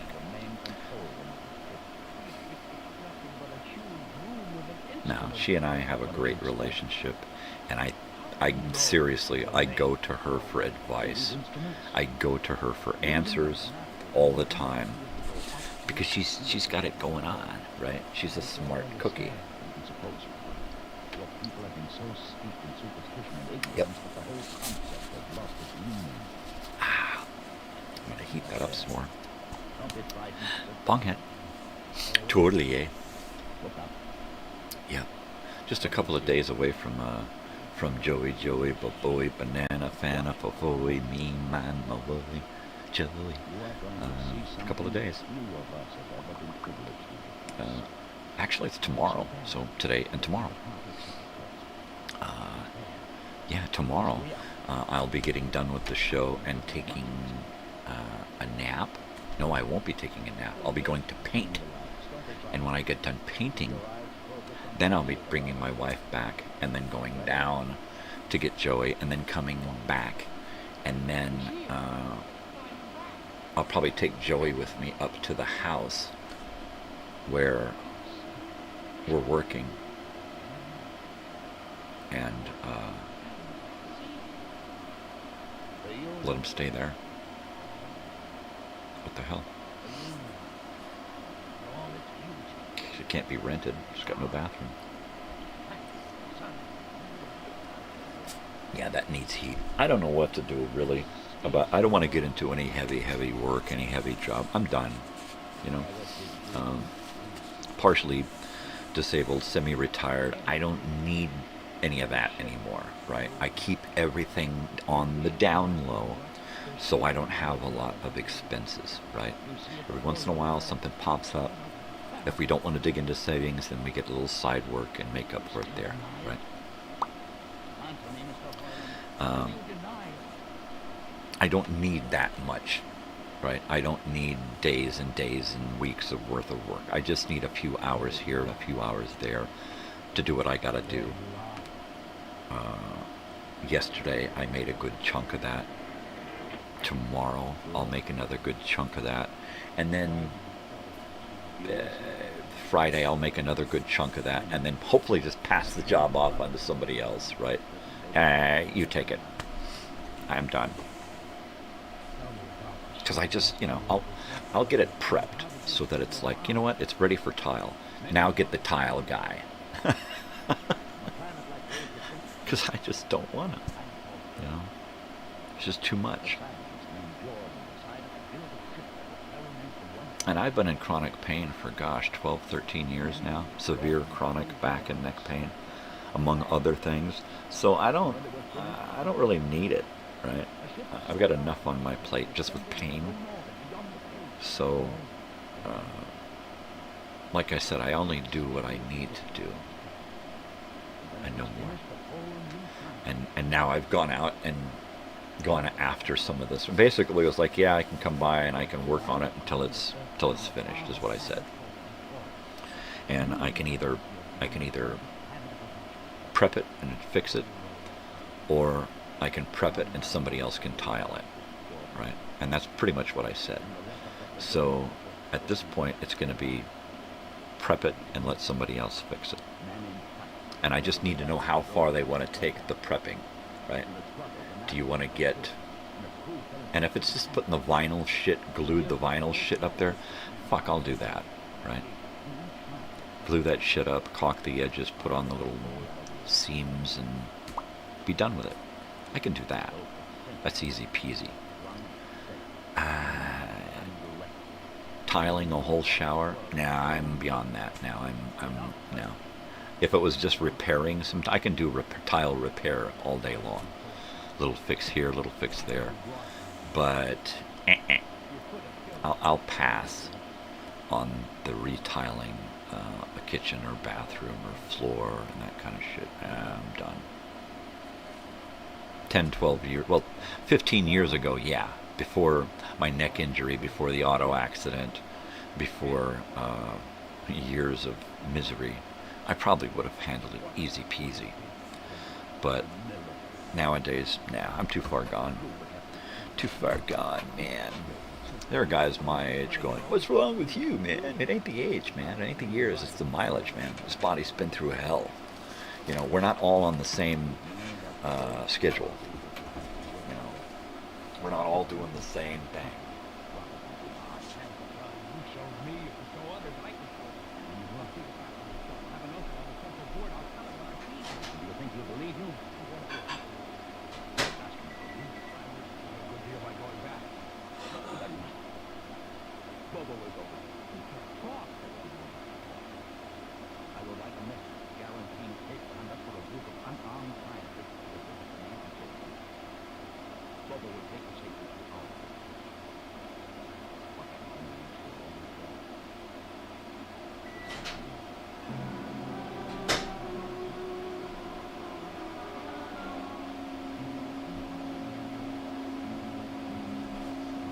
I don't know, I might just keep my teeth out today and put them in for dinner or just get some soup or something. I've got this one spot on the inside of my lower right gum that's it just keeps rubbing wrong. So, and last night, of course, I put my teeth in after my nap, and I put in way too much glue. It was squirting out the sides. It was just horrible. And then cleaning it out was a nightmare. So I'm still learning how to use these dentures and how much glue to use, and getting them in hurts for about 15 to 20 minutes. Eating with them is still kind of uncomfortable, but I'm doing it. So mainly I put them in to eat and to sing, right? Because that's the important thing that I need to keep up with. So at this point, once I get them in and it stops hurting, I'm more comfortable with them in. With them out, it actually, my lips, where my lips meet my gums, that kind of hurts without them in. It doesn't hurt. It just feels like there's something missing. But also I've noticed that when the teeth are in, it makes my face a little bigger, right? Which is weird. But I've got this heavy beard and mustache and stuff, so you don't really notice it, right? But it does make the front of my face swell out a bit around my mouth. What do I care? Makes me look a little different. Right.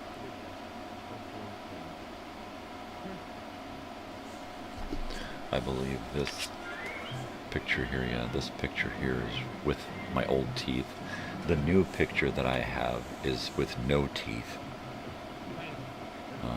because I wasn't wearing them that day. But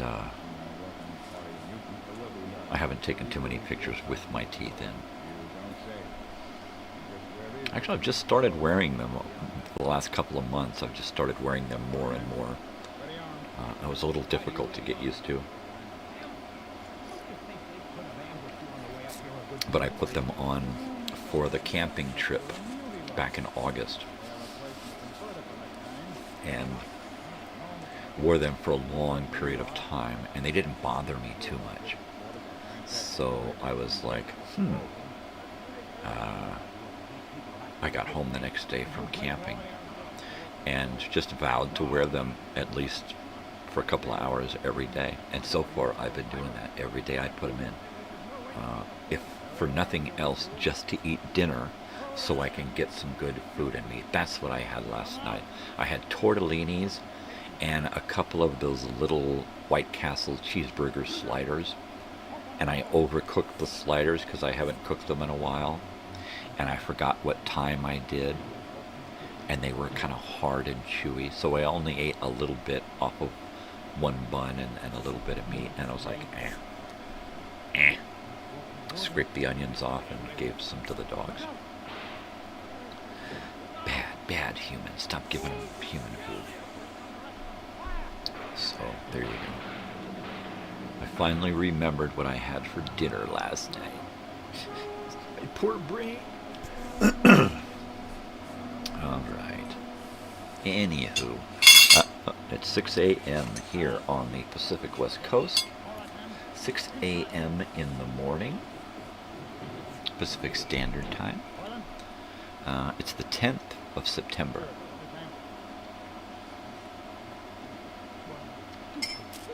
My daughter's birthday is next week. Well, in 11 days. And she'll be in Chicago. She'll be there in the Windy City.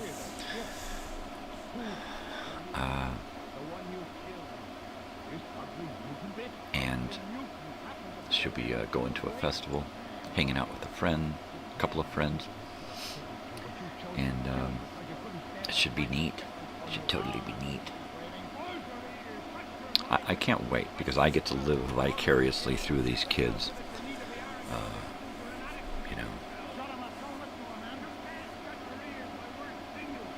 I think today we have to hurry and scurry on home after school, and my daughter's going to come home, grab a bite to eat, and then go get her hair done again. We're going to try to get her hair lightened some more, and then she's going to try to get it dyed the color she wants before she goes to Chicago. So fingers crossed that the tests look good and it's lightened enough and everything is good to go. So there. Totally. We can't do anything drastic at this point. Hey, good morning, WW. Totally. Because her hair will start falling out. So, pick some music. Pick a band from the 70s and 80s, brother. Totally, eh? Two of my favorite words. Cheers and totally. Bong hit.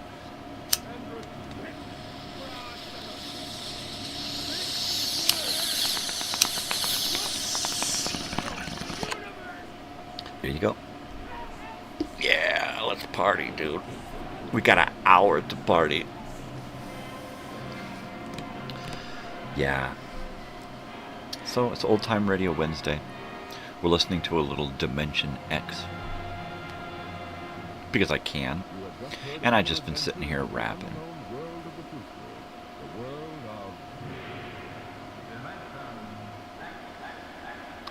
So music-wise, we haven't chosen an album of the day. Old-time radio shows, we haven't chosen one for the week. So if you got any suggestions, let me know. Some kind of band from the 80s, 70s, and I'll dig up one of their albums. Nothing too obscure.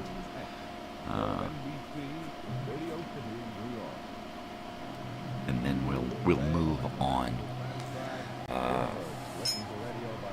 Man, I was just talking about side work that I'm working on, and I'm trying real hard to get out of it.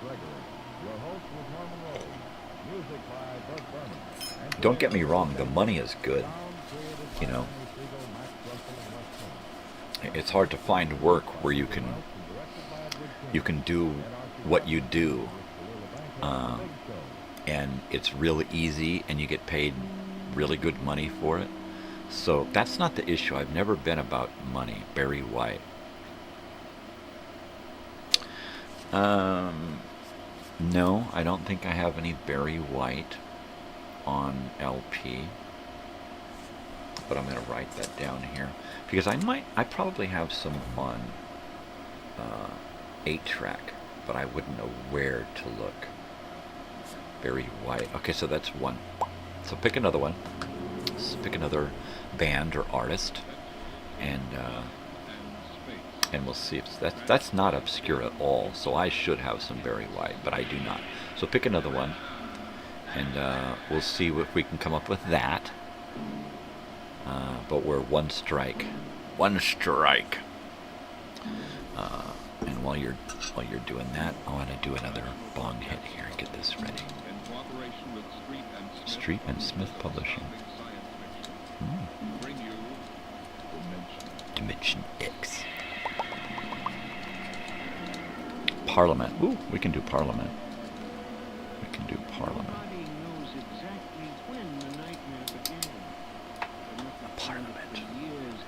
Oh man, it makes me want a cigarette.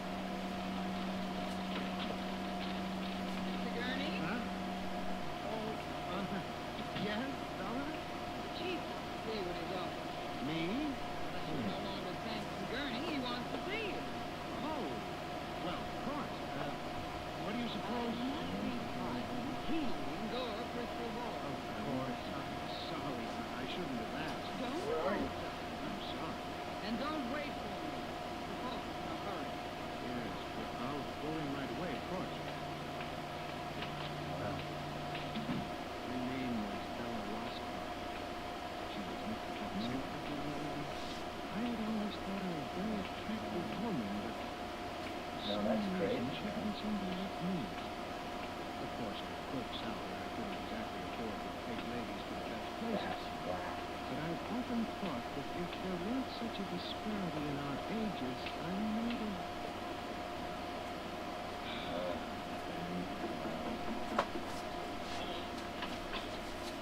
I was at the other end. I was going from Parton down to Plant, and I couldn't find it, but it was at the beginning of the P's. There's Parliament up on the downstroke. So this one is 1975, and up on the downstroke, Testify, The Goose, I Can Move You, I Just Got Back, All Your Goodies Are Gone, Whatever Makes Baby Feel Good, and Presence of a Brain. Parliament up on the downstroke. There you go. I believe I have some on 8-track somewhere. Any Brian Eno? I know I've got Funkadelic on 8-track for sure. Totally. Brian Eno. If this is older stuff, it sounds kind of familiar. But then again, E-N-O sounds a lot like other things, so I don't know. The way my brain works, it could be something completely unrelated that I'm thinking of, right?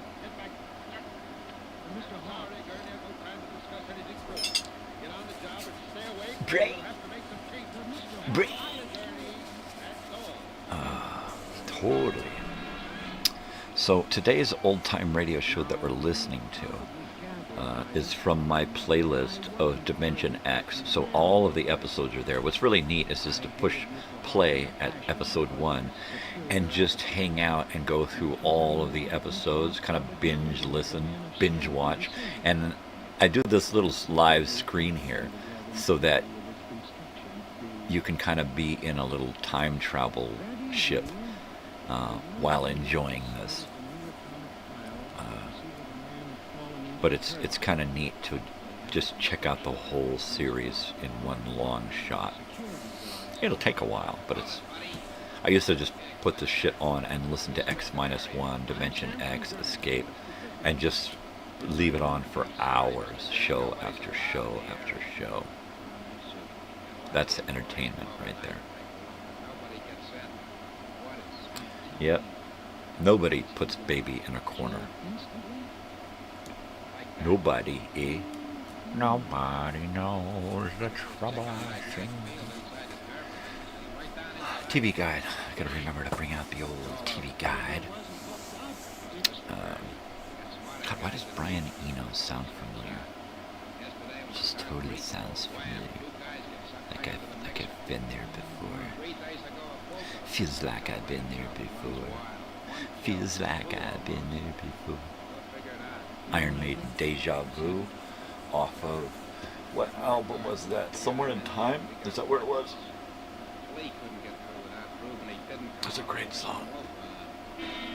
I love those early Iron Maiden songs with Bruce Dickinson, where Steve Harris was just writing these crazy lyrics about books and movies, and Eddie and it's just... okay, it was in a bunch of bands. Roxy Music. Oh, I think I have some Roxy Music. Talking Heads. I have some Talking Heads on CD. Solo stuff. He's the godfather of ambient music. Alright, well good. I'll have to write down Brian Eno to Brain. Brian Eno. And he is...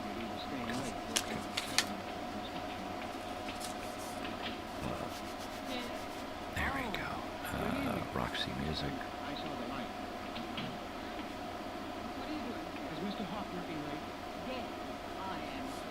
And Talking Heads. Okay. There you go. See? Got a little something. Nice. Thank you, sir. Thank you, sir. Oh, wow. Yeah, it really torques my fucking hex bolt when these high and mighty troll like Karens start clawing all over you because of a comment that you made, right? And they know nothing about me, you know, but they transfer all of their hate of men in my direction, like it's gonna make me go, oh man, you hurt my feelings, you know. It's like, yeah, you don't know anything about me. I mean, I've been happily married 25 years, got a beautiful daughter, you know, intelligent. You're gonna hate her when she gets 25, right? Why would you say that? Because you're stupid, of course. You know, they just transfer, you know, and point at you and go, you're that. I know what you are. You're that, right? And it's like, you know what? You've done more in this little conversation of yours to prove that you're that. You know, I state facts and you point fingers. Music for airports. Wow, that sounds cool. I'll have to look up the artist and get their discography and check it out, baby. That's awesome.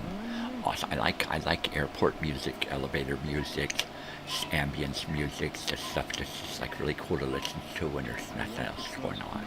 I really like it. It's awesome stuff. So good. What the hell is this guy's fucking problem? Hey, Marge, he's talking shit again. Leave him alone, Harry. At least he talks.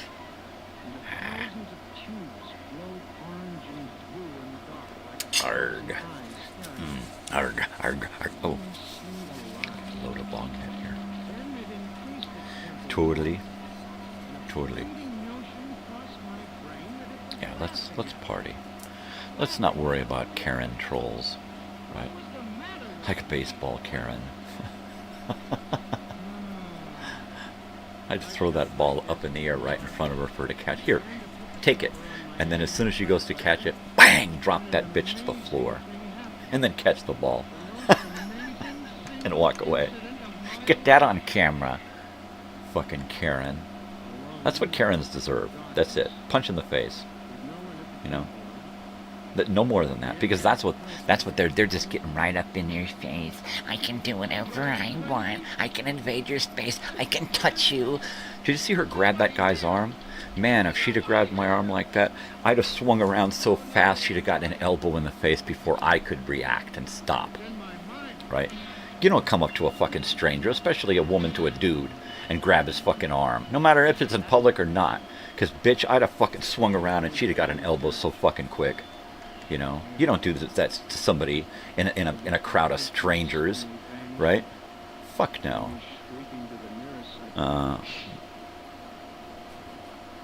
Where do you talk to Karens? You don't. You either listen to Karens or you walk away. There is no talking to them.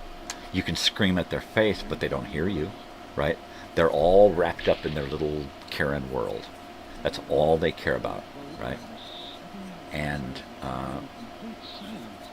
man, they're just evil little trolls. They are, you know? And you can see it in their face when they come toward you. You're like, oh, no, this is a Karen. And they've got that look. They got their noses wrinkled up like they got a little piece of shit under their nose.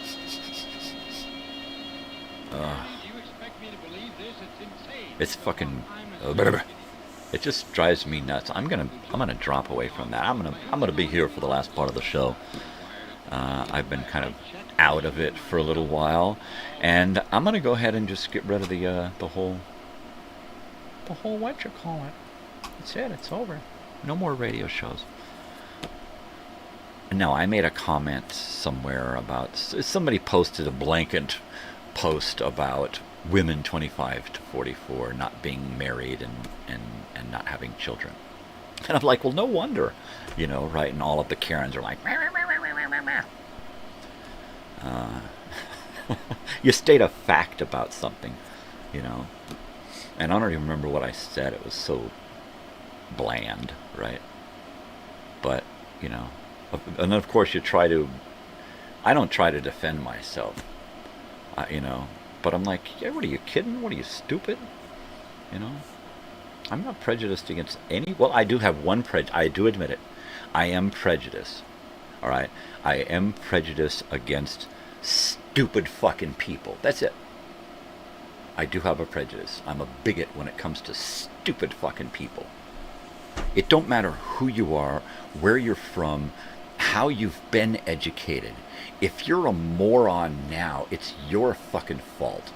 Fix yourself.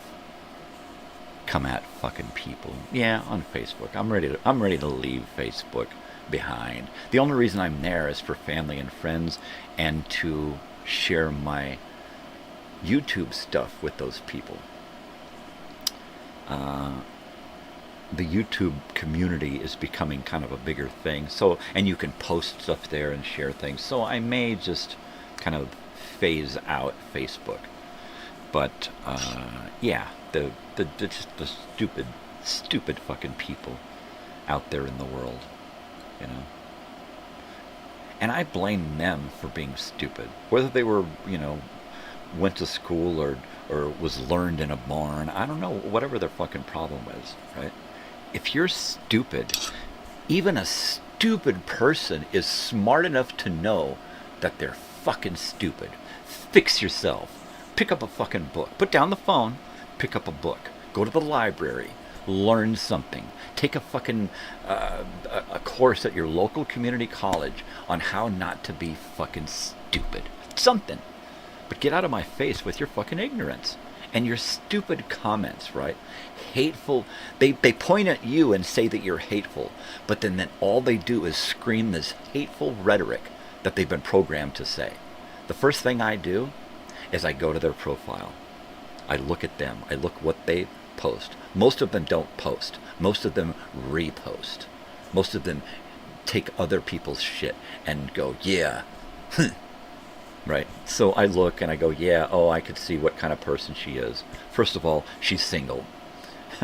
And she's 25 to 44. So she falls right into the demographic that post refers to. And she's just sitting there in front of her computer waiting for somebody to say something. Of course, she moved on because after a couple of hundred comments, your stuff is old and they go start queuing on somebody else. There are, most of the time, I say one or two things in reply to their stupid moronic comment. And they just kind of fade away because they've made themselves look stupid, right? And that's pretty much how that works. So I don't hear anything more from these Karen trolls because they've done exactly what I wanted them to do. Prove their own stupidity, you know. Like, it's not my fault that men have wronged you in your world. And if you want to group all men together into that, that's fine, but stay the fuck out of my face. Because I am not all men. I am one human, all right? And I'll treat you with the same respect so long as it's coming in my direction. You disrespect me, we got nothing to talk about anymore, right? Well, good for you if you've never been on Facebook. I was on Facebook for like forever before I even started using it. And then I realized that I could find people, right? It was like, oh my gosh, I haven't talked to this person in 30 fucking years. And that was really cool, right?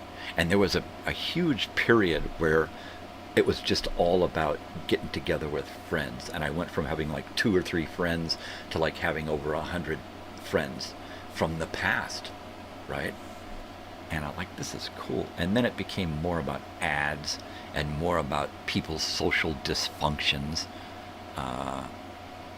And now it is a huge waste of time. Like I said, I get on in the morning and go, hey, I'm live. Here's the link.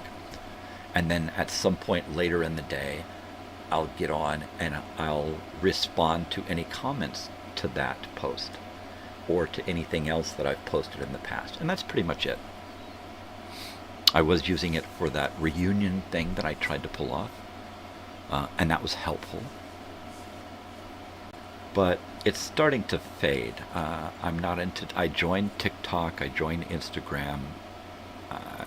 They just lie dormant. Facebook is going to go dormant. I'm not going to quit it. I'm just going to leave it alone. so there's the opportunity for people to still reach me. Yeah, I'm like apolitical. I hate politics. I hate politicians. I hate politics of work, politics of sex, politics of dating, politics of this, politics of that. You know what? I'm over it. Politics breeds bureaucrats, bureaucracy, and I really hate that, Well, we have to spend money on this now because we created a bureaucracy around it. So now we have to go after more money because in order to spend the money that we wanted to on this, well, we have to go after more because most of the money spent on that we're getting to spend on that, well, it's spent on the bureaucracy that we're used to raise. It's like, fuck you, And then politics, really? We're going to get anything done when a company can just send somebody in with a bunch of money and start paying people to vote a certain way in Washington? Isn't that payola? Didn't we outlaw that in fucking radio stations? It blows me away that we allow this fucking shit to go on in our country. It's supposed to be our country. We don't run our country. When it comes to running our country, we have no say-so whatsoever. You can talk about voting all you want. You can spit in one hand and vote in the other. And you're gonna have two hands of spit is what you're gonna fucking have. But you ain't gonna have anything that you want out of that fucking vote. Unless you've been programmed to accept the end result, which is basically what happens. We're programming you to accept this because it's going to happen anyway, so get used to it, and it's happening. Now we're going to program you to get used to this, and this is going to happen, so get used to it because it's happening, and it's happening now. This is no way to run a fucking country, We have the power, right, as citizens to get shit done. We can so totally overpower the government by getting shit done ourselves. You know what? They're not doing it. Let's just do it ourselves. You know what? We're going to start taking the power away from them little by little by doing shit ourselves. That's what needs to happen. Because they're not beholden to us. The government is beholden to the government. It is in it to win it for itself. If you're part of the government, you're part of the side that's in charge and the side that's going to win. Because that's the way it's designed. It's not set up to do stuff for us. It's set up to look like it's doing stuff for us so that it can retain the power to control every aspect of our fucking lives. And that's what gets me. That's what I hate about fucking politics. Politics is...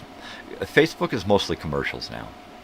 It's people whining, people bitching and complaining about the other person, and it's a bunch of commercials, a bunch of ads, snivelly fucking crybabies, stupid memes that get you to look in this direction or that. It's all misdirection. It's all, what do they call it? Mass distraction. It is a weapon of mass distraction.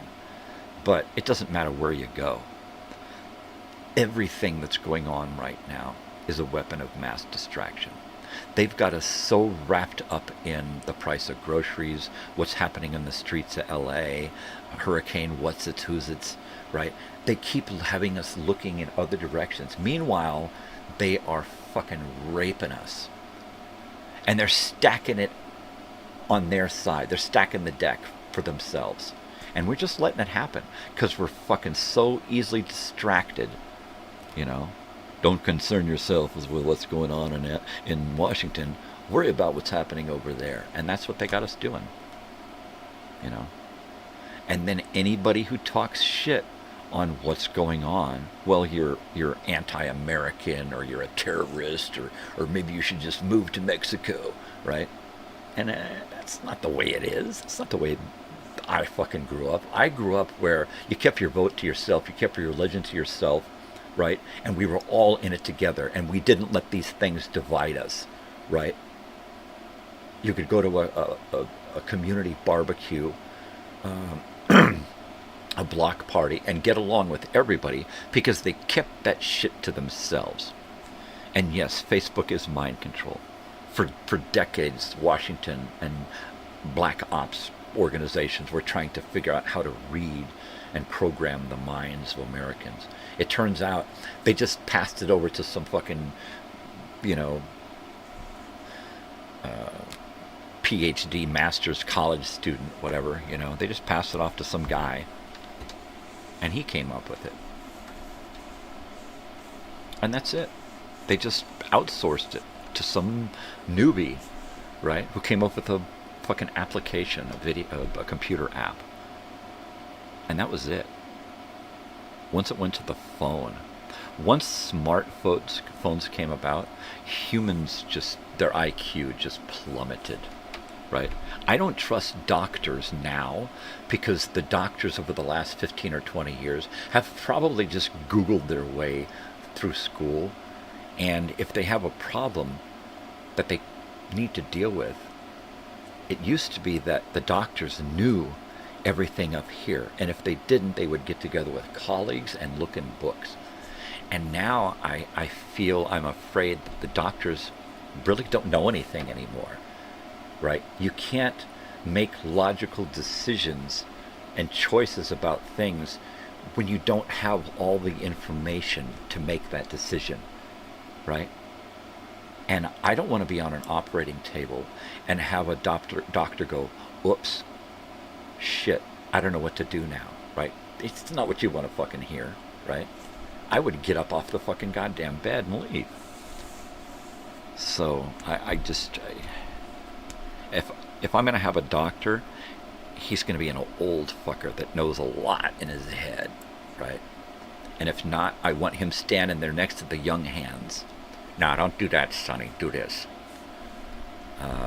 Because you just can't fucking... This guy's hurrying up so that he can go rock climbing or skydiving. Because, you know, those surgeons nowadays, they're just fucking fucking, you know, adrenaline junkies. If he doesn't know astrology, so there you go. There you go. You know, I require my doctors to know their job, right? You don't want a plumber coming into your house who doesn't know how to fucking plumb. Did you wind up with the fucking Three Stooges and water coming out of the fucking walls? No.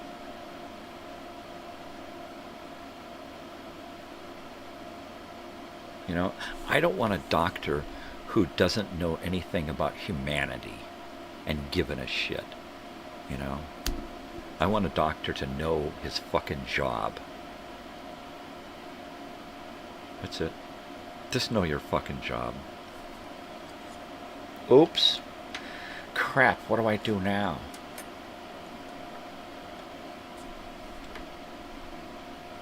Yeah. No way. No way, man.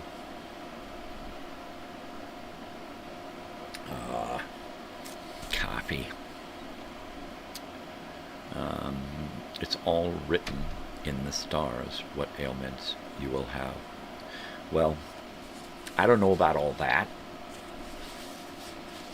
but I don't think even the stars know what's going on with me. Because them doctors, they had me on the runaround for a couple of years before I just walked away and said, fuck you. Fuck you. I'm sick of it. Poking and prodding. And then the thing when they say, okay, we're at this point, and here's what we can do. We can do absolutely nothing and wait and see what happens. Right? Or we can take some big, long needles and we can jab them into you and we can start sucking shit out and doing biopsies and we can cut you open and pull things out. And so they make it seem horrible, right? Mainly because I've got crappy insurance and they know they're not going to get their just deserved, right? It's like, so fuck you. And every time I've gone to the doctor...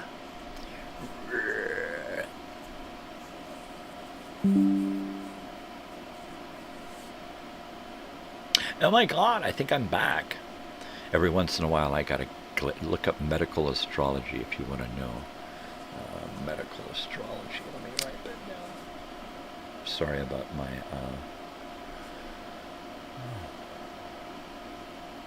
my computer had a glitch here with the internet access.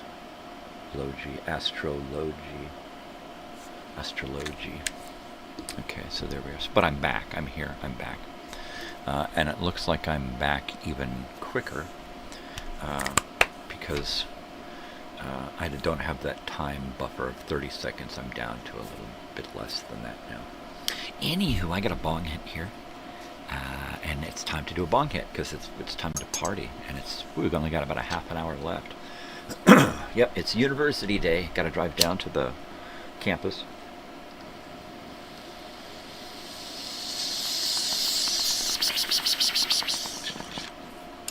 My wife and I both went down on Monday so that we could look around for a birthday gift for our daughter.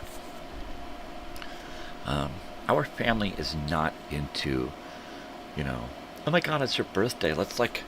Here's a million things. When my daughter was young, she had the best birthday parties ever until she got into junior high and said, stop throwing me those parties. It's like, oh, okay, what do you want now? I want this kind of party. I just want to hang out with a few friends. So now we do that. Now we just get her a vacation rental for the night and just let her have all our friends over, right? She's got nothing going on this year because she's leaving town. So, but usually we try to get her a little something, right? Most through the year, she gets whatever she needs, whatever she wants, right? So we get to her birthday and we're like, so what do you want? She's like, I don't need anything. I don't know. So we just have to pay attention to the signs, right? Different signs represent different parts of the body, and that's most likely where your problems will stem from.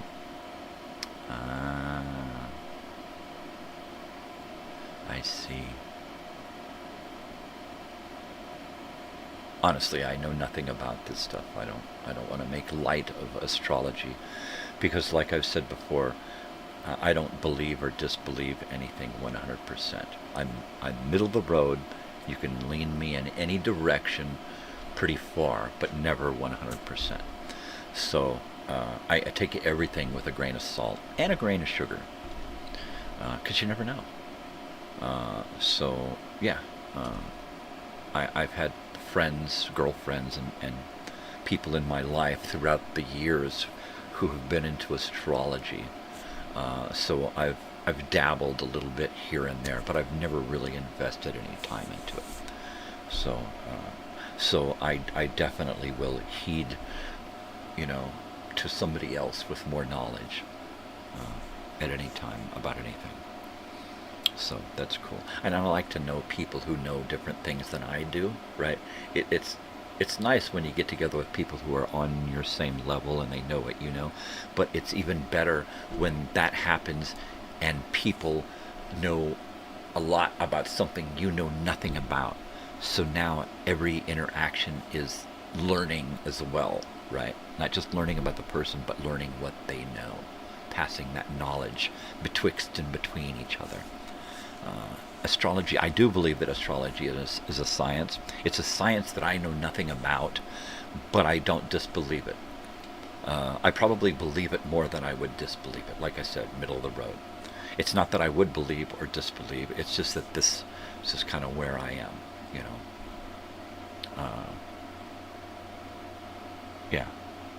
numerology, astrology, whatever you got, if there's an ology on there, I'm willing to pay attention, I'm totally willing to pay attention to that, whatever it is. Well, I grew up going to my father's classes with him at the college and university and stuff. So I would sit in on anthropology and archaeology and stuff, as well as communications classes and stuff, watching movies, and so I'm open, right? I didn't grow up in a religion-based family, so I'm open to more religious aspects than just a few, right? A few that fit me, right? As far as I'm concerned, it's all real, and it's all not. It's all truth, and it's all fiction, right? It's everything. You just have to, whatever is true for you, right? I guess that's what spirituality is, religion is. All doctors were also astrologists. Now I believe that too. And they were animal wranglers too, because they had to keep them chickens and cut them heads off, and then leeches and spiders and an eye of newt. They had to have a lot of newts around. I'm just joshing you. Animal wranglers. That's it. Now it makes me think of Johnny Carson, right? Was that Jack Hanna? Or that Joan Embry? Was that it? Joan Embry, the girl that used to bring the animals onto Johnny Carson.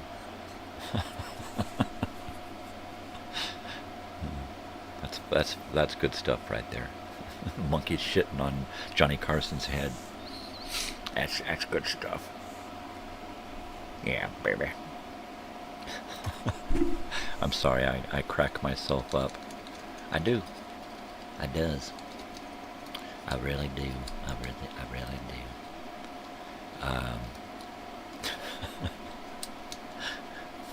Funny man. Yeah. I will definitely heed to somebody else with better knowledge. Billionaires aren't astrologies, but billionaires are astrologers. Well, I'm sure they have good astrologists, right? Yeah, I don't doubt it for a second that these things are highly possible and probable, for sure. Most of the stuff that I know nothing about is probably factual.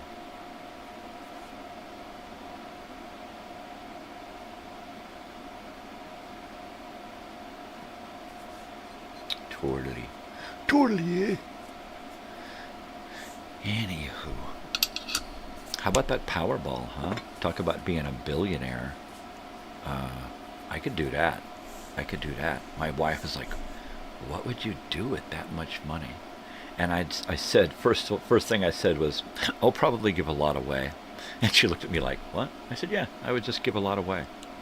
I would, everybody that I know in my family and friends and stuff, they would each get a $10,000 check at billions of dollars.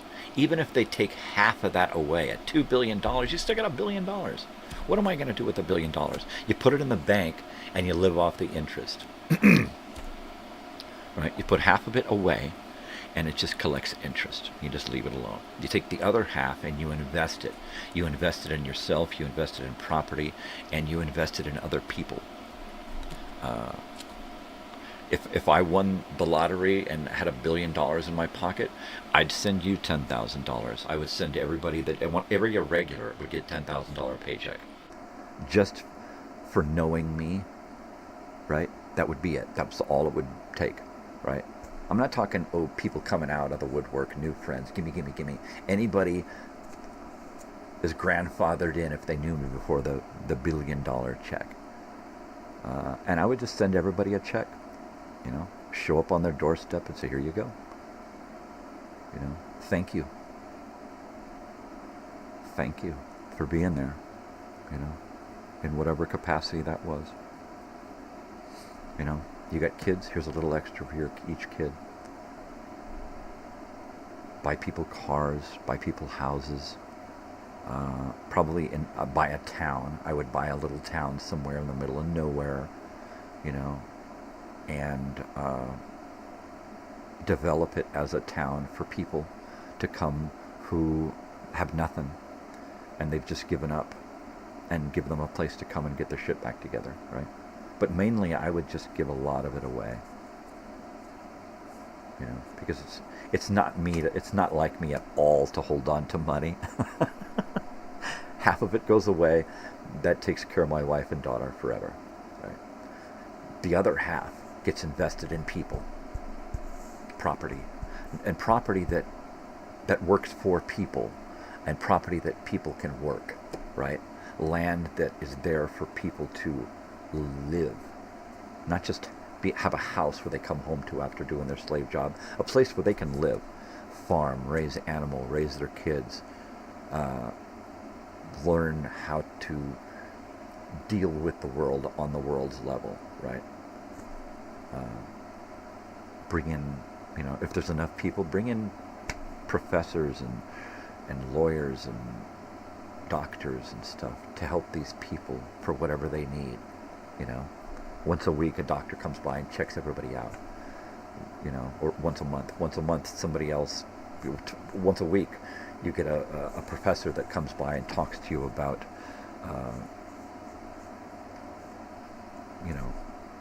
whatever it is that people want to learn to get out there in the world. I don't fucking know. Help people. Don't invest in others who are helping people.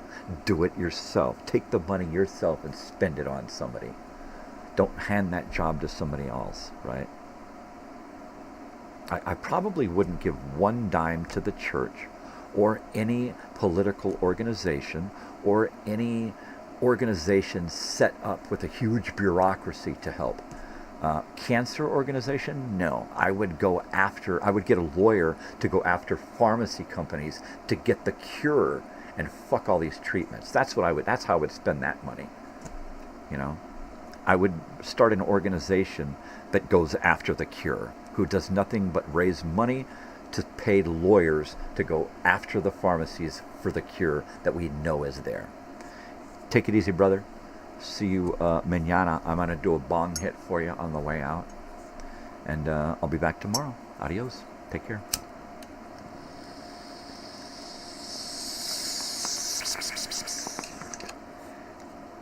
Thanks for stopping by.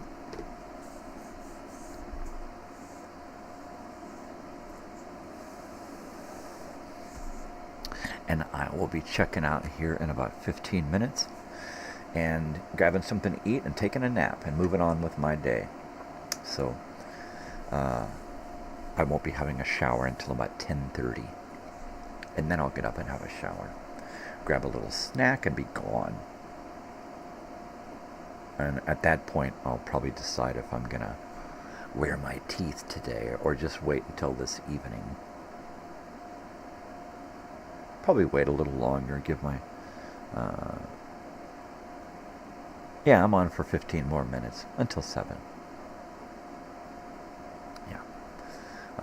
Mainly because I gotta stick to a schedule. At least like 4 days a week, right? I've got to stick to a schedule. Fridays, I try to stretch it out a little bit. But, yeah, my schedule is pretty much in stone. And there's the alarm. You know what? Now, probably like every other day, unless I'm working. If I'm doing like handyman work, then it's, I got to shower every day. I got to.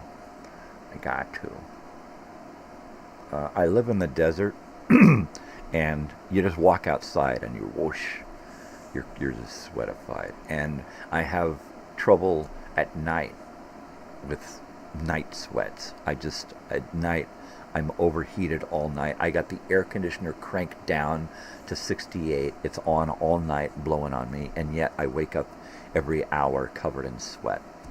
So, what does my astrology say about that? No, I'm not a Pisces. Get at the water. All right. But yeah, I try to shower at least every other day if I can.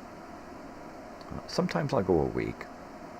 If I'm just sitting around in the house, I might go a week, but that's pushing it. But that's like winter time. It's not hot. There's nothing going on. I'm not working. I'm not going outside. It's the holidays. I'm just going to sit on the couch in my pajamas for like 7 days in a row. Sure. Oh, when I was depressed, when I was in the throes of depressions, I would literally get up, eat go back to bed, get up, eat, crawl back into bed, and just spend every day in bed. It got to where I was eating in bed, I was sleeping in bed, I was getting high in bed, just sitting in bed watching TV all the time, you know. And that's what depression does. That's one of those things that just all of a sudden, and I had to say, you know what? No, I'm not going to do that anymore.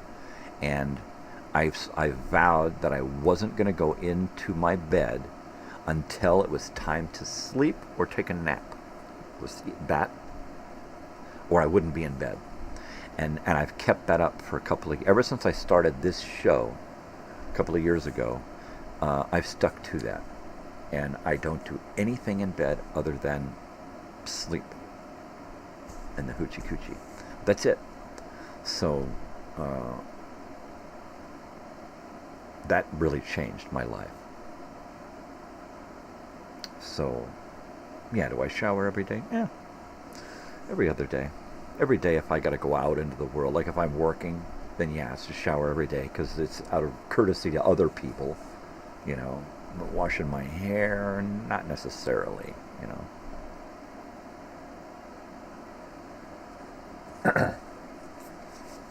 So, totally. I'm just going to keep doing the bong hits here until it's time to leave. Sorry. Totally, yeah. I still haven't smoked a cigarette. It was New Year's Eve, 2012 to 2013. That was the last time I had a cigarette. I was smoking a cigarette just after the lady who we were caretaking for, right, watched her husband get in an ambulance and go off to the hospital to die, right? Of course, she went and saw him the next day, and he lived for a little while longer, but he never smoked. You don't smoke cigarettes either? Oh, you don't shower every day. Right, I gotcha. So I'm sitting there, and she's got a bottle of booze. She's like 80-something, right? She's got a bottle of booze and a pack of cigarettes, and she's hoofing these cigarettes down and lighting one with the other and drinking these shots of booze. And there I am watching the ambulance drive away, and I'm smoking a cigarette next to her, going, yeah, that's a bummer. And I drank, and I smoked pot too, right? I'm thinking, wow. I put that cigarette about halfway through, put it down in the ashtray, quietly pulled the cigarettes out of my pocket, twisted them in my hand, half a pack of cigarettes, and went over to the trash and dropped them in. And just quietly thought to myself, yeah, I'm done smoking cigarettes. And that was it. And that was the last time I smoked a cigarette. I went down, and a few months later, and got my marijuana card. And I stopped drinking. And because I had this accident, and had been on pain pills for like 18 months, right? It got to the point to where I was on pills all the time, and I was sleeping all the time, and when I wasn't, I was smoking cigarettes and drinking. It was like, you know what? I'm done with that. And I gave up the pain pills, I gave up the alcohol, I gave up the tobacco, and I got a medical marijuana card, and I just started getting marijuana and rationing my marijuana as I would medicine, and that was it. Cigarettes, I stopped smoking was 2012, 2013 New Year's. Because I had gotten into a work injury thing and fucked my neck up and was on pain pills and was doing all this stuff. But I saw this old guy get hauled off to the hospital, emphysema and lung cancer and shit, and he never smoked cigarettes. But his wife did. And And I'm like, you know what? I don't think so. But then again, a few years ago, my father passed away from lung cancer that metastasized and went everywhere. So,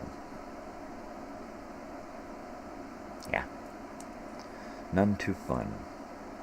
So at this point, I'm shooting for a heart attack versus cancer. Something a little quicker. The whole cancer thing looks a little too painful. Now, it'd be nice if somebody would go after the cure and pass that out, right? Ain't gonna happen. But if I were a billionaire, I would start a $1 billion organization that would be devoted to going and getting the cure. And it would just be called simply The Cure Foundation. That's it. And just raise money and shit all over the cancer organization, right? And just raise money with like a tiny little bureaucracy of a couple of people and computer algorithms that take care of everything. You know, bots that go after money. So you take out all of the bureaucracy, all of the money spent on running it, goes into getting that fucking cure. Just paying fucking court shit and lawyers. Boom, boom, boom, boom. That's what it takes. Paying fucking lobbyists to go in there and get shit done. That's what it takes. You throw enough money at a fucking problem and you can fix it. You throw enough money at a bureaucracy and it just creates more bureaucracy. That's why the government is so fucked. It's so wrapped up in itself that it gets very little done. Wow. Ain't that a bummer? Yeah, hear me now. Think about me later. Totally. Yeah, I started this show a couple of years ago. And when I did, I didn't know what the fuck I was doing. I still don't know. I'm just playing it by ear every day. You know. It became a show that is like a logbook, right? Basically. Let's talk about pieces of my life and take a look at the things that made the pieces of my life, right? That's basically it. So, and then meeting all these new people is pretty freaking cool. This is pretty cool. But yeah, keep your fingers crossed that if I do play the Powerball, because I'm not a lottery guy, but if I do, that we win. Because if I win, everybody wins, right? I mean, literally. And even if I only won like $1 million and had $1 million in the bank after taxes, that right there would be enough to start an organization and a piece of property and some kind of housing and a way to help people, right? Because that's where I would live. Of a main house that helps everybody and tiny homes all around it that people live in. Start there. Use that as a model and then raise more money to create more of that in more areas. You know, kind of like a halfway house, self-help plays for, you know, different ones for different people. Like this one's for families, this one's for single men, this one's for single women, you know, that kind of stuff. So that people don't have that worry, you know, oh, I'm surrounded by this or that, you know. That would be cool, you know. That would be really cool. I'm getting antsy now. Totally antsy or uncle-sy. Totally. I gotta do this last bong hit here, because it's got 5 minutes ticking away. 5 minutes left in the show, and then we're gonna go. And what am I going to do? I'm just going to make some cereal. I'm going to make some hot cereal and sit on the couch, watch a little TV with my wife when she gets out here, and then go lay back down for a couple of hours so that I've got the energy to go hang out with my daughter and do her stuff, and then get her back here real quick. She's got to go do her hair. And then while they're gone, I'll probably try to invest time in my living room here, cleaning this up, because Joey is coming tomorrow. He'll be here tomorrow. And we're not quite sure where he's going to want to stay. So I try to leave that open the first couple of days so that somebody can show up here, not necessarily have to stay here in the house if they don't want to. But I love having somebody here, somebody else around. The dogs love it. It's awesome. So I can't wait for him to get here. And this will be the, fourth time he's come? Your head is itching. It's that cool marijuana. Isn't that a line from Paul? Right? My brain is itching. Then she falls over. Boom. Yeah. That's the shit that my brain remembers. It doesn't remember the important stuff. It remembers movie crap. That's the way it is. That's the way it is. Edward R. Murrow. No. Walter Cronkite. Yeah.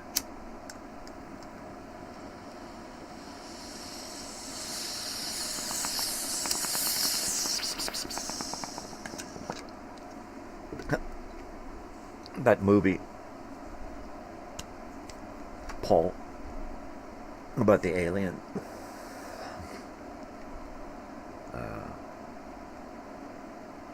Seth Rogen plays the voice of Paul.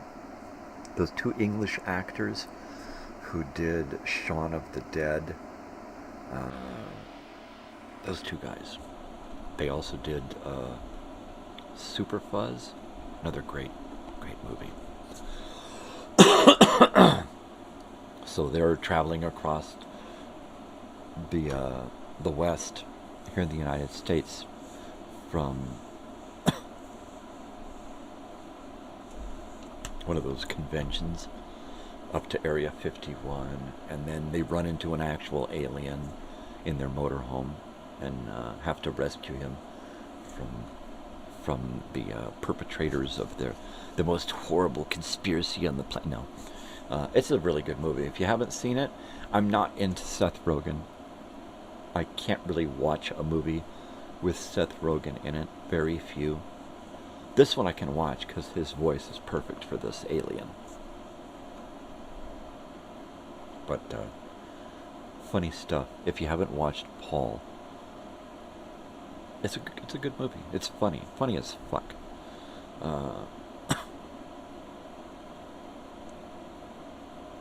What's his face? Jason Bateman is in it, and it's like every line that he has, every one-liner that he has is like gold, right? He just has some great little one-liners that are just fucking hilarious, and his delivery is just spot on. What's that other guy?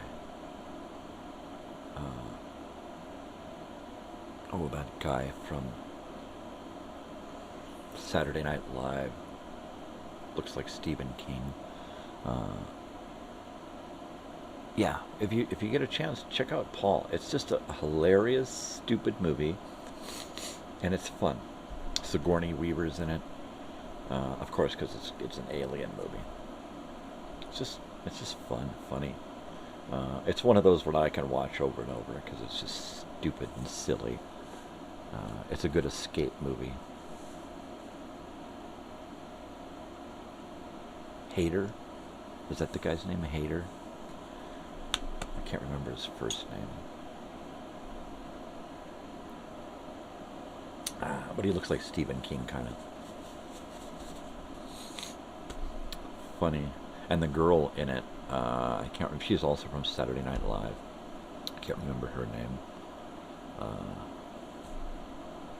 But she's funny as fuck.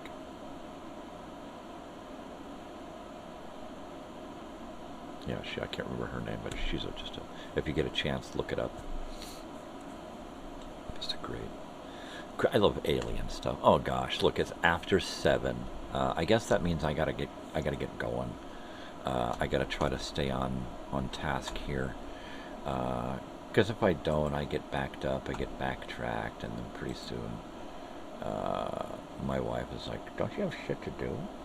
And I'm like, well, you know, I'm kind of like doing this thing, and she's like, oh, Jesus, look at this guy.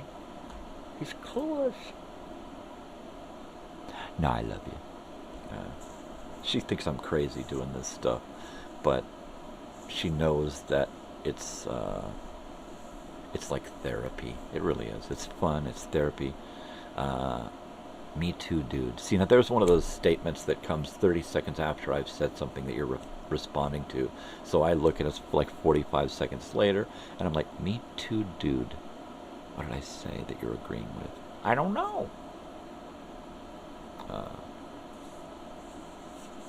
We were in the car the other day, and I asked, right, you got to go too. I asked my daughter, I looked at her and I said, honey, real quick, how do you make a tissue dance? And she went, I don't know. And I said, put a little boogie in it. And she's like, oh man. She looked at me like, oh. And I just like to, every once in a while. All right, dude, peace, love, take care of yourself. All right, people, you know what to do out there. Thank you for stopping by, Irregulars. It's been a great day. I've had a blast. I can't wait to do it again tomorrow, and then next week. And I'm just going to keep coming around. Next week, we might have a guest. Joey might actually decide to hang out on the couch, and I'll just give him a mic. I won't give him a camera, because he's not that kind of guy. Dad jokes, exactly. But I'll mic him, and we'll sit and hang out. I might plug in his video game and let him share some of his video game experience with us. You never know what's going to happen, so take it easy. Tomorrow afternoon I will be picking up Joey at the airport, and then it's his choice if he wants to be here on the show at any time during his stay before they take off to Chicago. So take care. All right, people, you know what to do. Spread peace and love, not bullshit. Take care of each other. Go out into the world. Do something for yourself, but do something for somebody else too, right? Why? Because it's the nice thing to do, right? It's nice, it's cool to do something. It makes you feel good, makes somebody else feel good, makes the world a better place, makes you a better person, yada, yada, yada. You know what I'm saying. I mean, I say these things every day, but I really do mean them, you know. Let's get out there and take care of each other, people. It's real important, all right? There's no better feeling in the world than doing something for somebody and having them say thank you. And then that's it, right? It's a beautiful thing. That's humanity right there. All right, people, most especially stay weird, because if you ain't weird, ain't nobody going to be weird for you. You got to put in the time. You got to put in the effort. All right? It don't take much to be nice. It doesn't. I will see you tomorrow. You guys take care of each other. Take care of yourselves. I love you all. And adios.